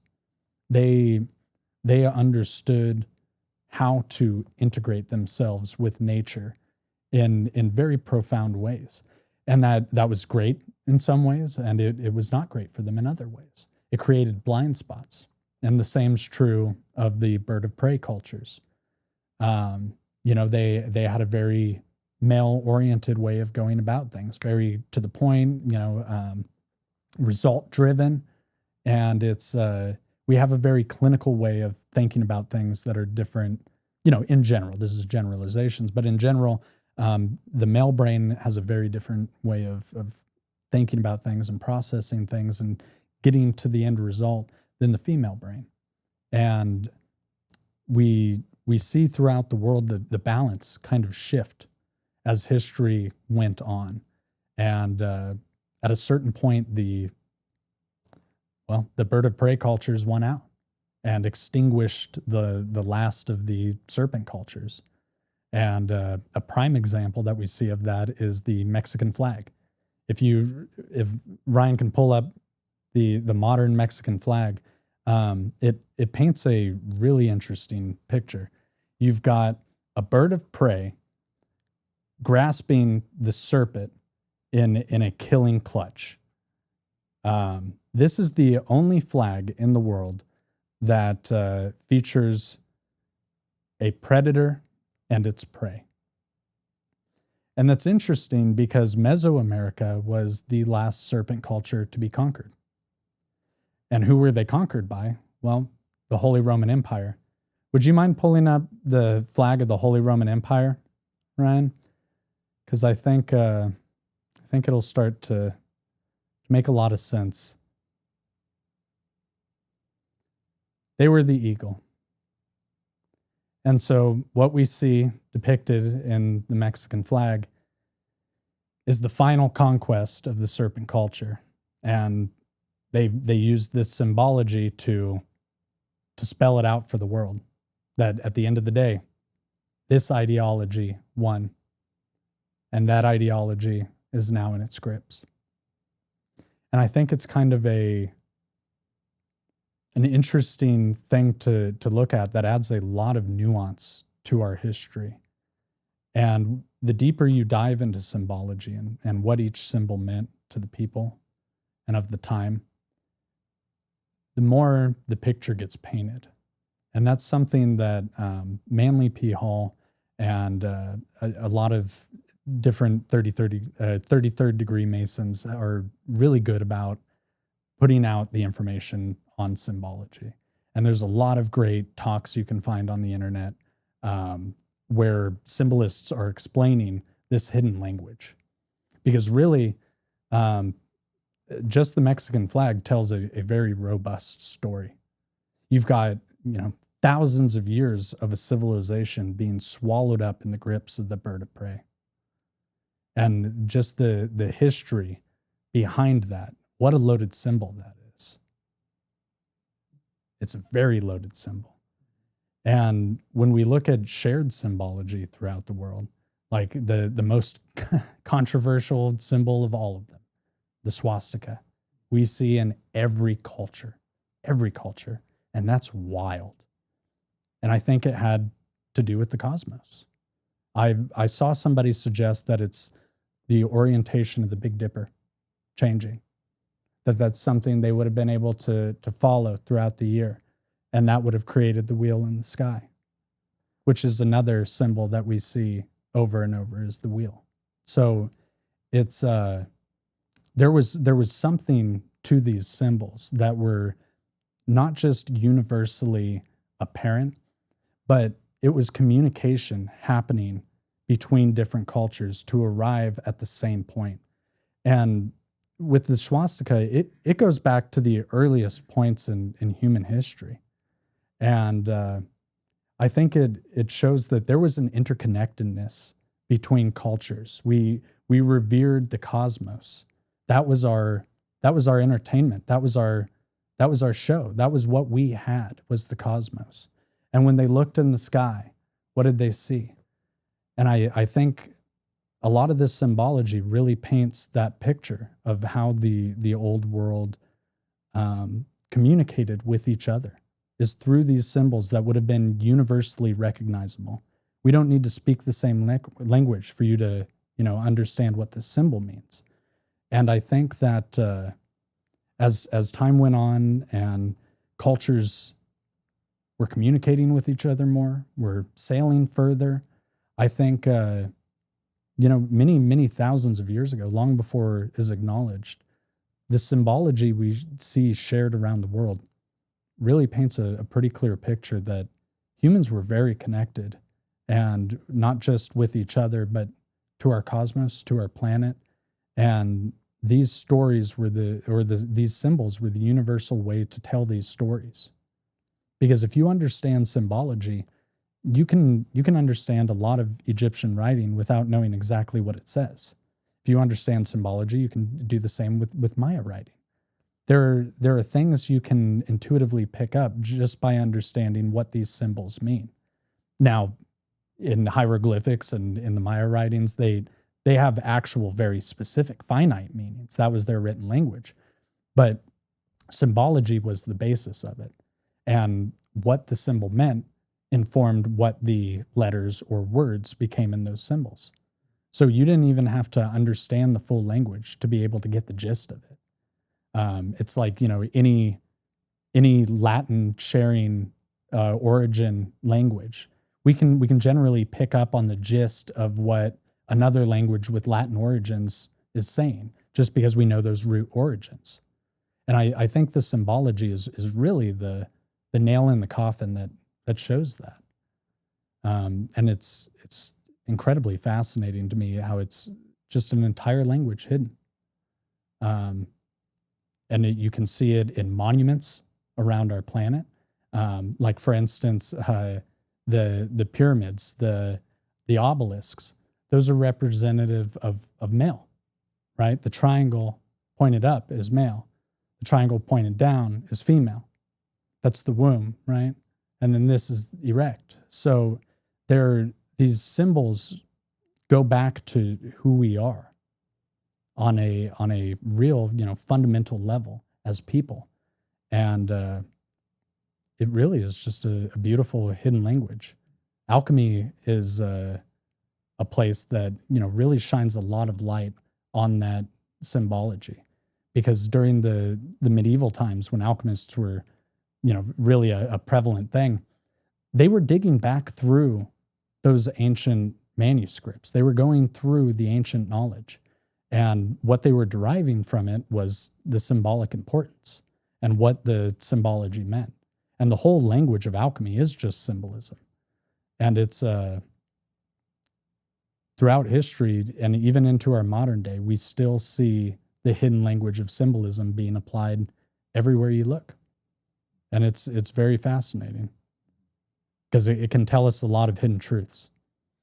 So the symbolism of the bird and the snake then, and it looked like it was sitting on a cactus, and the cactus was above some plants. Can you walk me through what all of those things are? And so the background that it's set to, I believe that's just symbolic of the area. It's very clearly pointing the area, because if you removed that, the eagle and the snake by itself could be applied back to the Babylonians and the Egyptians, right? They back and forth a lot throughout history, conquered different regions, reconquered, took back. So, I mean, you could apply the same symbology to that area and time as well. But it's what's below it that paints it specifically to the area of Mexico. And so up above that, where we have the bird of prey clutching the snake, he's pulled it from his home. And he is now, you see, he has 1 foot on the ground. yeah. This is mine now. That ground he's standing on, not only have I snatched you up in my grasp, this ground, this land is mine as well. So the Mexicans are the bird. Well, the Spaniards. The Spaniards are the bird. So the flag came from the Spaniards during what time period? This would have been once Mexico became Mexico. Okay. I'm not sure when this flag was officially adopted as their country's flag, but whenever the foundation of Mexico as an official country called Mexico happened, I would bet it dates back to the exact same time. And they're viewing the snakes as the indigenous people, right? Because what was Quetzalcoatl? He was a serpent, the plumed serpent, right? So they were very keenly aware and proud of their own symbology. And that's why I say this is a very, very heavily loaded symbol. To an indigenous person, I imagine there's probably not something more insulting on the planet than this. An everyday reminder of your people's life and heritage and land just snatched from you to this greater empire, which was the Holy Roman Empire. Which Spain was a part of the Holy Roman Empire. Correct. And they were acting on behalf of the Roman Empire. All of their missionaries that they sent and everything, those were all, Vatican ordained missions. And, there's... So what does Mexico think about their flag? Do they see this symbology within it, or they just they ignore it, or what's the... I haven't spoken to enough actually indigenous Mexicans to know, because I think, see, knowledge and really our whole way of being can change in a very short amount of time. A couple of generations is really all it takes to completely rewrite a program within a people. So where else do we see this snake thing? I mean, we saw it with the Roman Catholic Church on St. Patrick's Day, getting rid of the snakes, driving out the snakes in Ireland, mm-hmm. and so which is interesting because they think there was no snakes ever actually there. Right. So yeah, tell that story if you could. It's so. From a biological standpoint, they don't think that snakes were actually there in the distant past. So for that story of Saint Patrick to go and drive all of the snakes out of Ireland, when there were no actual physical snakes, well, then you realize, like, okay, so who was living there? And they were snake cultures. They were feminine brained cultures, and they were driven out of the area. Yeah, or just murdered on their land. Right. Yeah, and that's honestly what happened more times than not. Is they were just murdered and thrown in pits, which we saw a lot of in Mesoamerica. That's how they ended up rewriting and deleting those people's history in such a short period of time. Just because they didn't have the same belief system, and they just wanted to annihilate them, I guess. Well, religion is a very powerful tool for control, and it always has been. And it is that way because as humans, we fundamentally want to connect and trust to source. We want to get there, and we want to have an intimate relationship with source. And that can be preyed upon very easily. When people are searching for something, well, you can introduce suggestions that make them think they've found the answers they're looking for. And I think religion, organized religion, has always been keenly aware of that. No matter what the religion, no matter what the time period, there was an element of control always to it. Even if it was on a minor level and for positive things, like you take our commandments. From a Judeo-Christian perspective, we as a country took those commandments and made laws that are, legitimate bona fide things. And that's, I would think a positive control right there. Thou shalt not kill, thou shalt not steal from each other. All of these decent, except for us, we'll kill everybody, but, right? But nobody else. Thou shalt not. Yeah, but I'm gonna kill everybody. Okay, for me, but not thee. Yeah. Well, that's. And I'm glad you pointed that out, because they have a very interesting hypocritical way of doing exactly that. In the pursuit of divine righteousness, we're just going to slaughter all you people. And that's, there's nothing holy about that.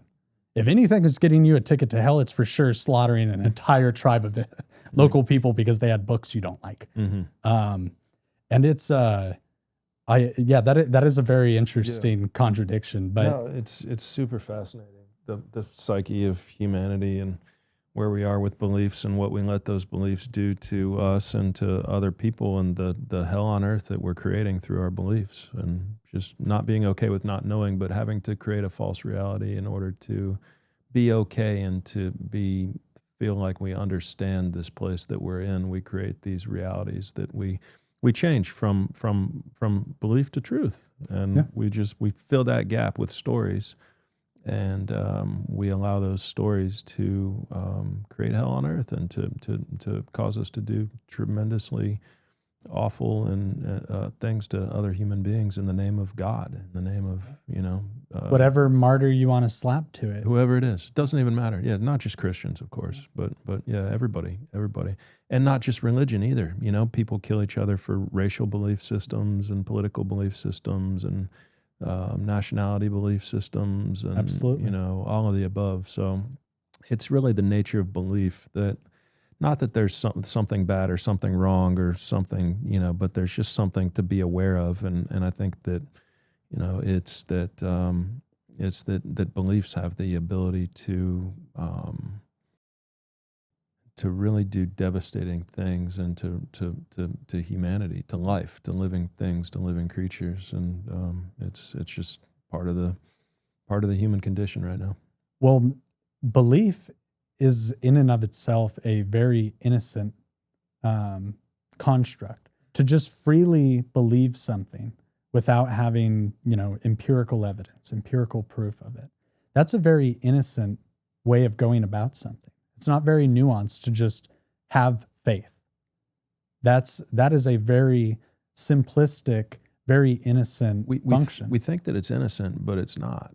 It's really not. It really, once you, I mean, you can think of innocent examples, and sure, that's the majority, but when that becomes the way that we interact with reality, it becomes very dangerous. It does. And that's where I think the innocence gets preyed on, is because there's people who acknowledge that that belief can be so easily turned into something very negative, and it can be manipulated because it is such an innocent, simplistic part of ourselves that it just takes the right or wrong person, however you want to look at it, to edge that needle the direction they want it to go. Because you have people in their most vulnerable state giving themselves to belief, whatever it is. That's a very vulnerable state to be in. It is. Yeah. Yeah. You mentioned right or wrong, and it's like, yeah, for sure, belief and judgment are very much correlated, and for sure, when you think about like openness as the cure for belief systems, is when you think about being open to other people's ideas and thoughts and perspectives, and recognizing the true nature of beliefs and the true nature of reality involves openness, as opposed to taking things to I'm right and you're wrong and 100% or 0%. To stay in between that is the nature of openness, and how correlated that is to the concept of acceptance, and acceptance being okay with whatever happens in the way that things are, as opposed to the opposite of acceptance, which is judgment. And we're judging things right and wrong and good and bad. And when we combine closed-mindedness with negative judgment, we're very destructive creatures. We oftentimes, if we combine closed-mindedness with positive judgment, it's like, oh, it's just innocent beliefs. But if we combine closed-mindedness with negative judgment, we're out there committing genocide on millions of people. So goes south real quick. Right. You have to trust humans' ability to always judge positive, which is never going to be the case. And so we say they're innocent until people start, creating the other through the illusion of ego and separation and enemy, and it becomes very destructive and very violent very quickly if we live in that world of beliefs and of creating our own beliefs and making those a reality. It's because people become non-human, they become subhuman, they become we need to rid the world of these creatures in order to create heaven, or to be in the image of my God, or whatever the hell it is. It's just stories. It's insane. It's a mental dysfunction. It is. Yeah. So, and we've been doing that for thousands of years. I mean, thousands and thousands, probably since the beginning of the birth of ego, and it's interesting because like the Native Americans, we talk about Native Americans, they had no concept of possession. They had no concept of, like, there wasn't a word in their dictionary for this is mine and it's a part of the me. That's an illusion. That's not really real. It's, these vases they just exist. They're this monetary economic system of capitalism, where people collect these paper money. Digital, it's the funniest thing. Was paper, and it used to be backed by gold, and now it's not even backed by gold, and now it's all digital. It's a fucking joke. Meme coins. It's a joke. None of it's real. What the fuck is a meme coin? Right. It's a joke. None of it's real. But people think that they have value, and so they have value until they don't. Until people wake up one day and realize that they don't. Until the power grids get turned off, and then people will see what is real and what isn't real. And when everybody's using their paper money to light a fire to burn some water. Right. Yeah. Yeah, that'll be. Yeah, bullets are going to be the currency at that point in time. Well, yeah. Well, I mean, that is the funny thing about who we are. Yeah. Is we as a civilization get to decide through mass buy-in if something is valuable or not. And you're absolutely right. In that event, the bullets become the currency. But what about in an event where we decide nature's valuable? What is that currency? How do we get there? Because that's where the Native Americans lived. That's where they were. In their mindset, there is value in you and me and everything around us. There doesn't need to be a concept of mine. We all have needs. We all have wants. Well, do I have anything you want? Do you have anything I want? They understood there could be a flow to that. You can interact as nature does. So you don't, You don't see anything in nature, give paper money out to get what it wants. So I think what I hope to see is a balance, because now, like we talked about earlier, every action is going to have an equal and opposite reaction. It's universal law, and we've seen the totality of the destruction of the serpent cultures. And, well, maybe totality is the wrong word, because they're still there. And I think that's a common misconception, is that just all these people and these cultures are gone. And they're not. They're still there. They're not given attention. They're not, paid any mind. And they're regarded as a, antiquated part of our past that doesn't serve a purpose in the modern world, which is, I think, super ironic, because really the answers that we need to solve all of those human ego problems lies in balance. It lies in being willing to be uncomfortable. My motto is stay curious, because I try and constantly keep myself in that place of being curious, of not, empirically stating, this is what I think. Because as soon as we do that, as soon as we marry our ego to the concept, well, that's when all those beliefs get really dangerous, and you start slaughtering villages because they don't agree with your take on something. And when you're saying stay curious, you're saying stay open, stay open-minded, keep that sense of wonder and questioning and that's probably why Hoops drives you so crazy, because he's like, this is right and you're wrong, and he has all the answers. They're done. Right, There's nothing else to wonder about. Right. It's and what's funny is, like, just the Maya's knowledge of the cosmos and of mathematics. It would take much longer to develop than we think the civilization even existed. So just that alone kind of is like, what the hell? But according to Hoops, they just developed it in-house and called it a day, and did it really quick. Right. A lot quicker than we did. Yeah.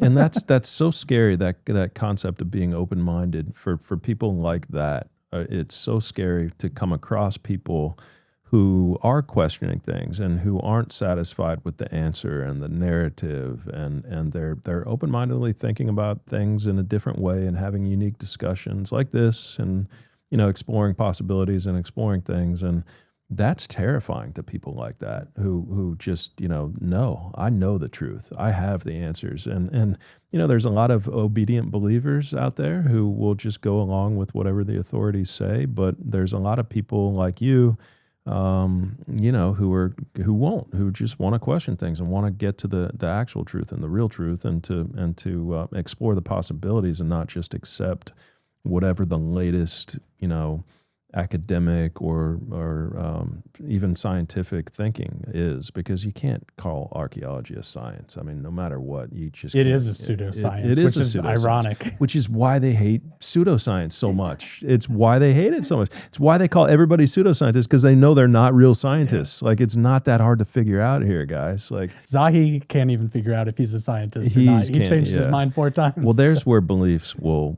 really mess you up, man. I mean, when you talk about, like, and he thinks he's an open-minded person. Like, he went on Rogan and he's like, I am open-minded. And the most, actually, is what he said. The most open-minded Egyptologist. Right. But I don't believe in aliens, and I don't believe that there's life anywhere else, and I don't believe that there was ever an ancient civilization, and I don't believe, it's like, but like super open-minded. But like, how do you not see what it even means? Do you even understand what it means to be open-minded? I think is the question.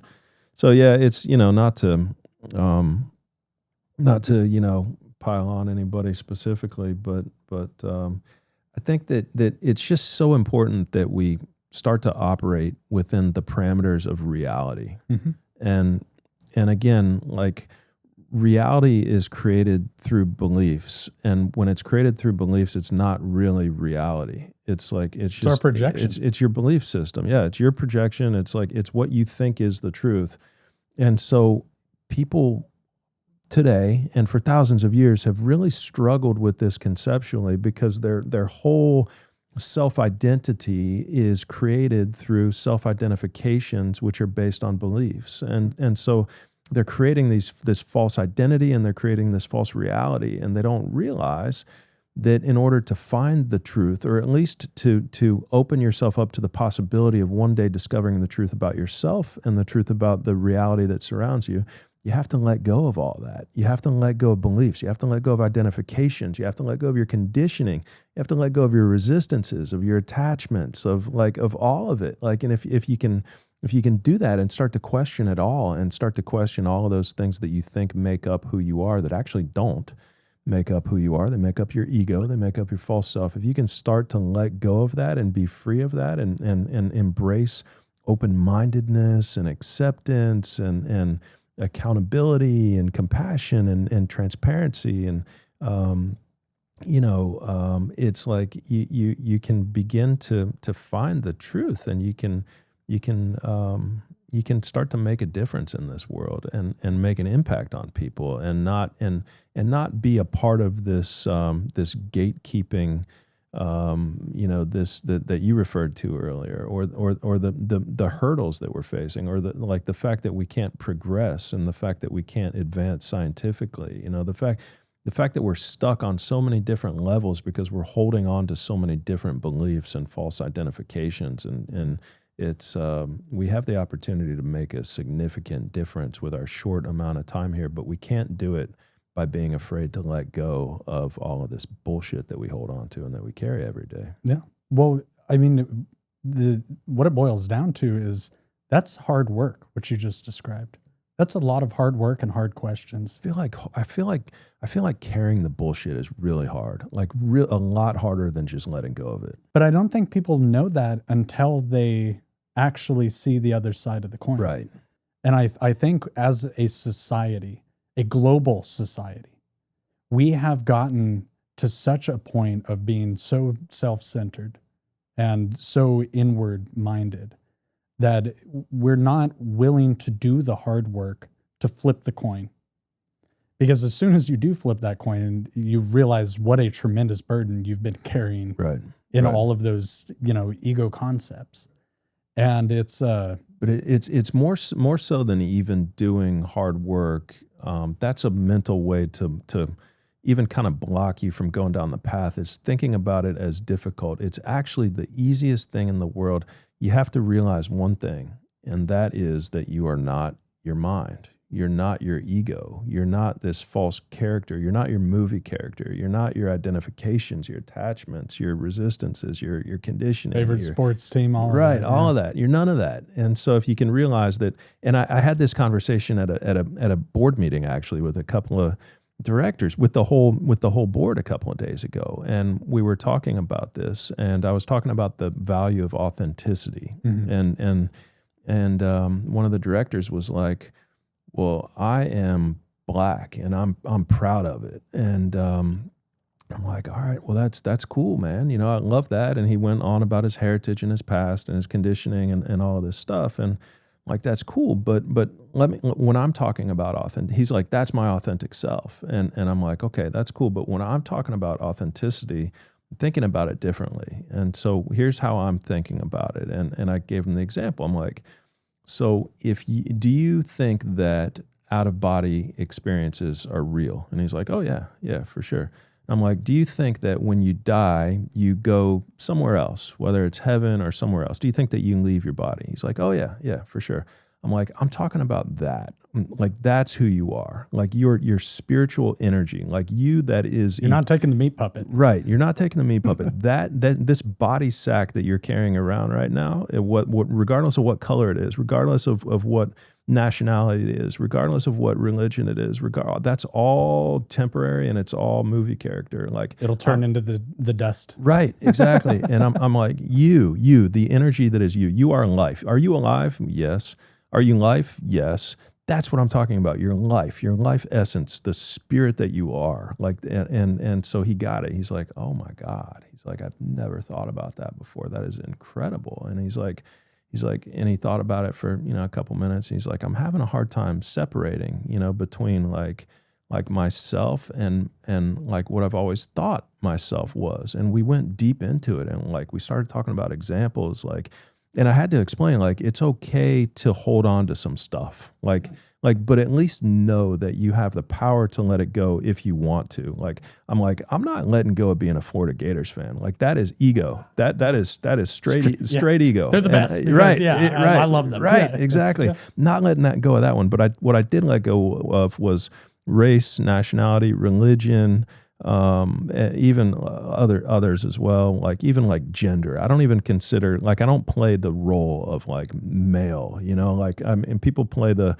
female seductress role, or just, they like being, like, I just like, there's really different play to the tendencies. you can do all that. There's extreme cases of being identified as male or being identified as female. You can be macho male, you can be female seductress. So at the low end, you just, it doesn't change your sexual preference, obviously, but we can take those things to the extreme, and we can choose to let go, or we can choose to hold on to them. But none of them are spiritually who we are. Spiritually who we are is, there's a lot of true self emotions that come from within. And you've got compassion, you've got peace, you've got love, you've got trust, you've got loyalty, you've got creativity comes from within. None of those can come from your mind. None of those can come. Mind is all, it's judgment, it's past, and it's future. So it's negative past. So it's like sadness and depression, and I'm judging the past as negative. The mind always takes you to past and future. The present moment emotions are the ones that I described that come from within, but the past, the future is mind emotions. And those are, past is great, which is, looking back fondly on things. Rose-tinted glasses. All that. Yeah, for sure. And it's great to spend some time in the past and to think about memories and all that stuff. It's not a bad thing, but just know that it's your mind that's going back. Future, you're talking about future negative. So your mind creates an emotion like fear or like anxiety. Future positive, your mind creates excitement. It creates anticipation. None of these are bad, but they come from a different place. They come from this tool, your mind, as opposed to, we have lungs that breathe air. We have a stomach that digests food. We have a mind that thinks, and it processes the light energy that our eyes take in. But none of that's spiritually who we are. Spiritually, our true self has present moment emotions. And I think that once that clicks, once you realize that you can observe your mind and create self-awareness and be connected with your true self through mind observations and regulate your nervous system. It's called meditating, by the way. It's just called meditating. And an ancient high technology is what I would consider Exactly. That's all it is. Connecting with your true self and going to no mind, going to a place of mindfulness. And it's very powerful. And once you realize that, I guess my whole rant, my whole point in mentioning this is that it's not really hard work. Once you realize more about the nature of reality, and and again, this is a perspective, so I'm not saying it's right or wrong, but I'm saying it for fucking sure works. Like in terms of like creating a peaceful existence and a connected existence and an existence where I don't have hatred for people with big egos or for people that are going out there, and like I have compassion for people now that have never even come close to have like meeting their true self or knowing anything about who they are as an individual. They're completely missing this lifetime, and maybe they'll get another chance in another lifetime. But it's kind of sad in a way, that people like some of the people that we've already talked about in this podcast, So I think that it just shifts your whole perspective from this is work to this is who I am. It shifts your perspective from I'm going to get angry at that person to I'm going to have compassion for that person. It shifts your perspective from external and finding yourself in things that exist in the world to finding your true self within by letting go and by, shedding the nonsense, the stuff that we become attached to, the stuff that we resist. So I felt like, just based on we had a little exchange on X a week or so ago that I thought was a great, conversation. So, I've learned so much from you, Matt, from a spiritual perspective. And you're very spiritually elevated in a way that is very sophisticated and not a lot of people have been able to reach, honestly. So I think, you know, people want to be comfortable, and having to have those conversations with yourself, it's an uncomfortable thing. And as you do it, the work does get easier and it snowballs. And then you're just like, that's ego. That ain't me. But it is hard. It is hard to be able to place yourself constantly in a place of being uncomfortable, because to give yourself freely to the universe, you know, there's no reassurances in that. You have comfort in the ego things that you can quantify. Oh, I know I've got my cell phone. I know I've got this. I know I've got that. Like, those are your little baby blankies that you can put around you and feel good about. But when you take off that blanket and you subject yourself to the entirety of the universe, well, there's going to be things in there that you like. There's going to be things in there you don't like. And that's really the key. Is I think people have to come around to the idea of willing to be uncomfortable and willing to balance, because that's looping back into our talk on the symbology and the male civilization, or, you know, male brain winning out. We have lost balance as a people. We have lost the ability to analyze ourselves and analyze each other in honest ways. We've lost the ability to be uncomfortable, to put ourselves in positions of being uncomfortable. And I think conversations like this really, really help kind of change that and move the needle a little bit. Because for a lot of people, it's just that first step. Well, when you realize that the uncomfortable part, the only way that we can be uncomfortable is through our minds.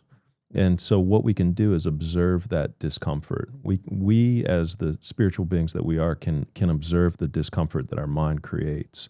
And that creates comfort. That creates a sense of peace.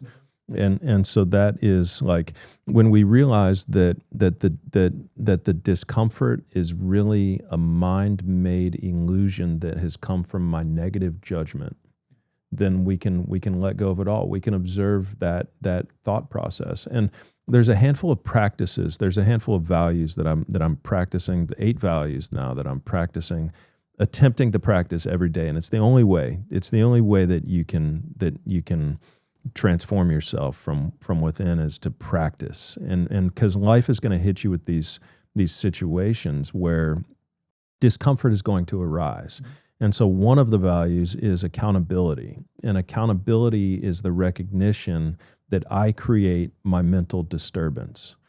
It's the knowing that it's nobody else's fault, you know, that there's no one else to blame.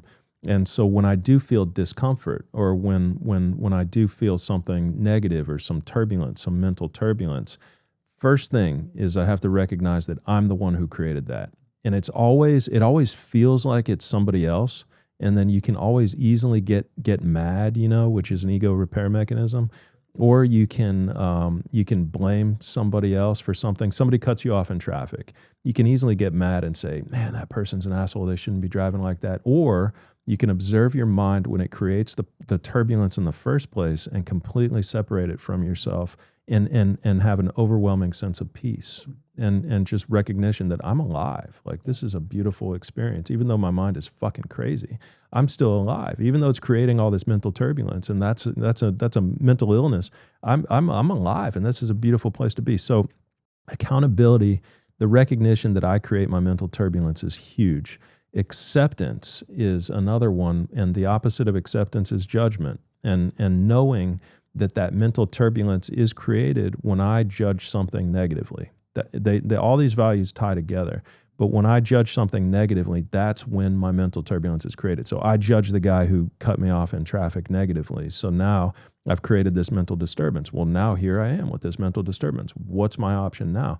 I get to observe it, or I get to build upon it. I get to stew it, and I get to make it worse, and I get to get more and more angry. And sit in a car by yourself, exactly, pissed off just at getting somebody mad. who's not even Right, by you. Right. Yeah, 5 minutes ago, I'm still holding on to it. Like, Yeah. you know, like I'm still like, this is why it's a practice, because this shit, like, this happens to us as human beings. Like life gives us these opportunities, and this is what resentment is. Resentment, we can hold on to things from our family from 10 years ago, and they can still make us mad. Or we can have another value, which is compassion, which is letting go. You know, it's like, it's forgiveness, it's letting go. It's recognizing that if somebody did something to me, it's because they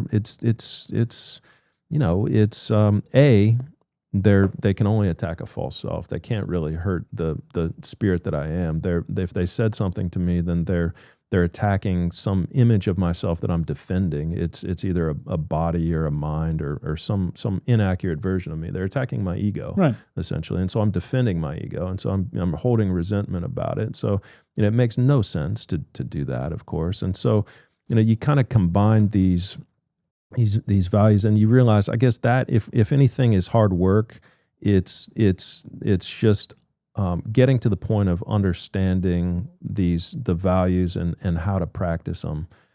That's what took me the longest the time to get to that point where I could actually do that. And again, I don't always execute on this, but I execute on it 98% of the time now. Whereas 4 years ago, I'd have been ready to like fight people like 10 times a day, like I was like fucking crazy. Like I was as crazy as anybody else was.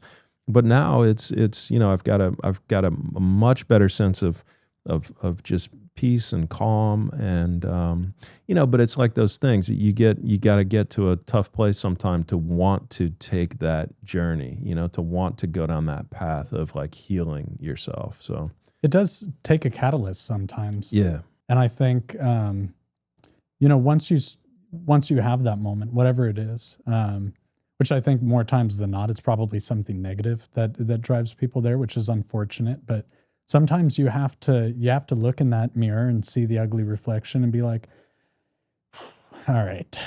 And then go about laying your plan to change it.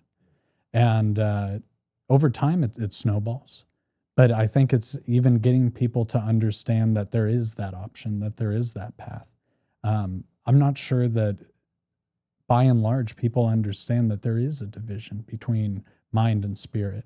And so I think conversations like this, and I've even listened to your business podcast and everything, because you drop these nuggets from time to time that made me think. I've integrated things I've learned from you into my own psychology and my own way of being, whether it's in business or at home.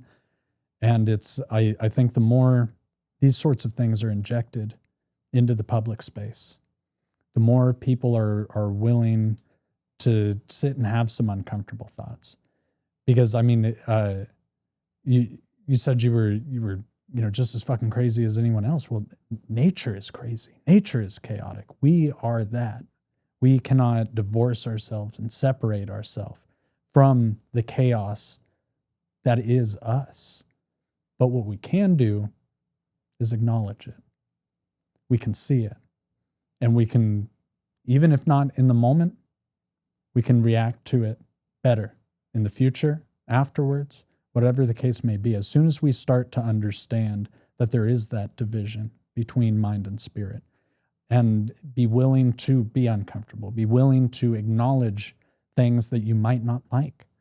That's really the work that it's going to take to get us back as a species to a point of balance. And to advance as a species, and to get to the next level of human advancement and the next evolution of we're just coming out of straight like fighting for survival and killing people and killing it, it was not that long ago. Finding a big rock and just bashing somebody on the head over with it because you couldn't find an animal to kill, so you got to kill your neighbor, and eat your neighbor. I mean, like that's we're survive. Like we had to survive. That's in our DNA. That's genetic. Like that is. I mean, I've got a pit bull, he's crazy. Like if you're a dude and you come over to our house and you're holding anything in your hand, she will freak out like on your, and she's gotten a little bit aggressive with a couple of people. And, that's genetic trauma. That's like generational trauma. And we as human beings have generational trauma, because I mean, she wasn't born like that. We didn't do anything to make her feisty. She was fought. She was encoded. She was bred. It's in her DNA to fight. And that's what humans did with that breed. And so, yeah, we have that. We have some of that. And, Yeah, it's just it's being able to, through the ability to observe it when it arises, you're able to transcend it. You're able to, you can take those when it comes, it's got a peak and it's got a valley, and it has a, so you've got this intensity curve, but you also have the space between the curves as they arise. You know, I'm going to get angry an hour ago, and then a time's going to go by, and then I'm going to get angry again. Well, what I can do is observe that anger. When I observe the anger, I immediately lessen that peak.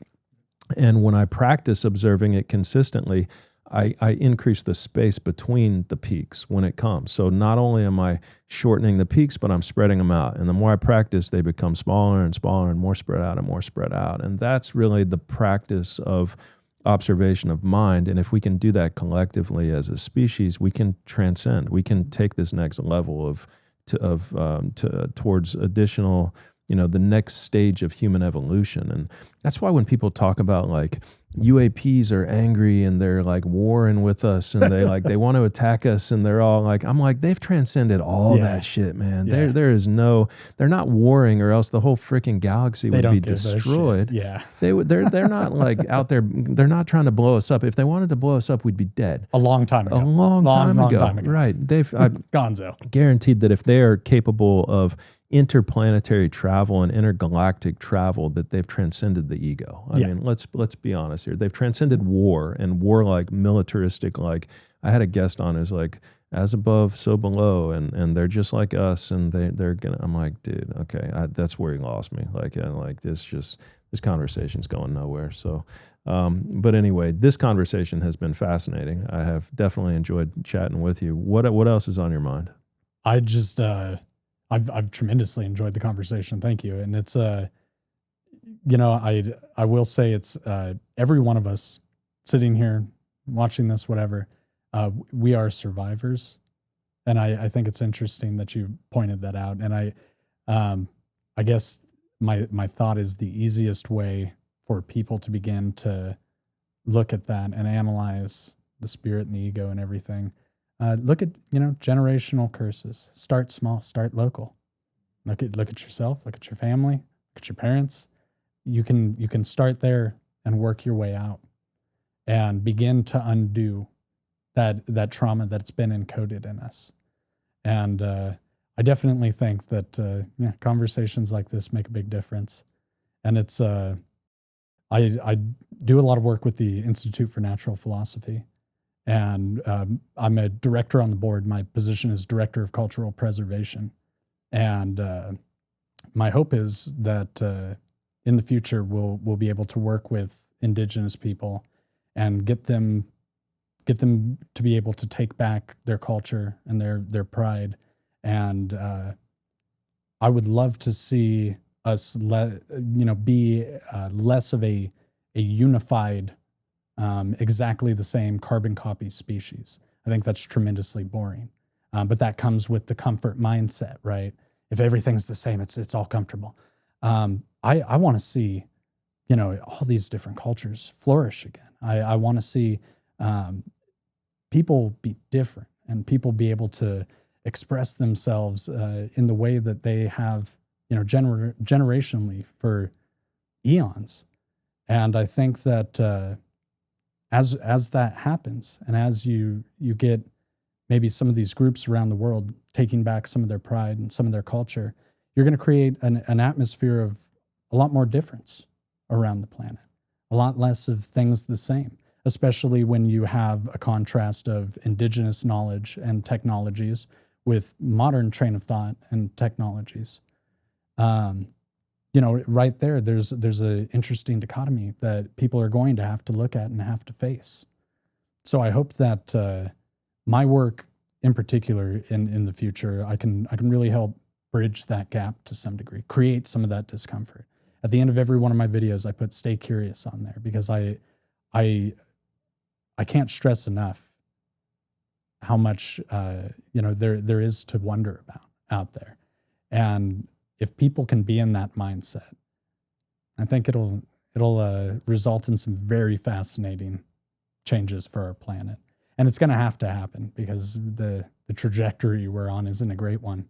So we we either, pick our shit up and put on our big boy pants and take a good hard look in the mirror, or we'll be like all the other civilizations and somebody will be some gatekeeping archaeologist one day will dig up our graves. Yeah, and tell funny stories about us. Well, see, actually, they use CD players as ceremonial devices. Right. That's how they communicated with God. Right.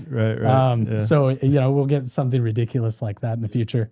I plan on burying myself with all sorts of ridiculous things just to really throw some guy through a loop one day. Like if that can be my one petty ego thing that I do when I leave this place, it'll be to give some archaeologist 2,000 years down the road a terrible headache. Love it. I'll be buried in like some jade jewelry that's hand done and then like an iPhone on my chest. Perfect. Love it. Good stuff. Yeah, well, I mean, look, it has been great to get to know you. First off, I've been admiring your channel since you started it. And I mean, it was super cool of you to be one of the first subscribers that we've ever had on Limitless. And you've been following our content. I think you said you've watched every episode. Yeah. Even your business podcast, which has nothing to do with history, but right. Which is pretty cool of you to do. And to be a supporter, you're always in the comments. And I think that your content and your studio and your style is just really, really different and unique and cool and out there. And I love the studio and what you've done with it, and kind of how you approach your content and your videos, and just feel like it's great work, and it's underappreciated and underviewed. So wanted to get you on here and give you a shot at having a larger audience meet you and get introduced to you, and potentially checking out your stuff. I can't thank you enough for that. And hopefully people enjoy it. I try and do something a little bit different. There's plenty of us out there talking about these topics. So I tried to add my own little spice to it. Some people out there take it way too seriously and think it's legit, but I do like to try and add a little flavor to it. And more than anything, I want to have fun with it. Because to me, being on unstable ground, that's exciting. I love improv. I love just making it up as I go. It's on a sign right behind me at my desk in the studio. Nice. When Indiana Jones says to Sala, "Plan? I don't know. I'm just making it up as I go." I live my life that way, and hopefully that if I can inject some of that fun in there, some of that curiosity, I hope that people will enjoy that and maybe take some of that curious bug and continue it with them, and hopefully maybe dive into some of the deeper things like you and I have talked about today and explore the concepts within themselves on a deeper level. Love it. It's my hope. Yeah, very cool. Well, I got one little going away gift for you here. So just a little bag of stuff. Oh my gosh. You've already bought a handful of the vases, so there wasn't much to give you, but we're going to give you one copy of every vase that you don't have. Kurt Toll. And then wow.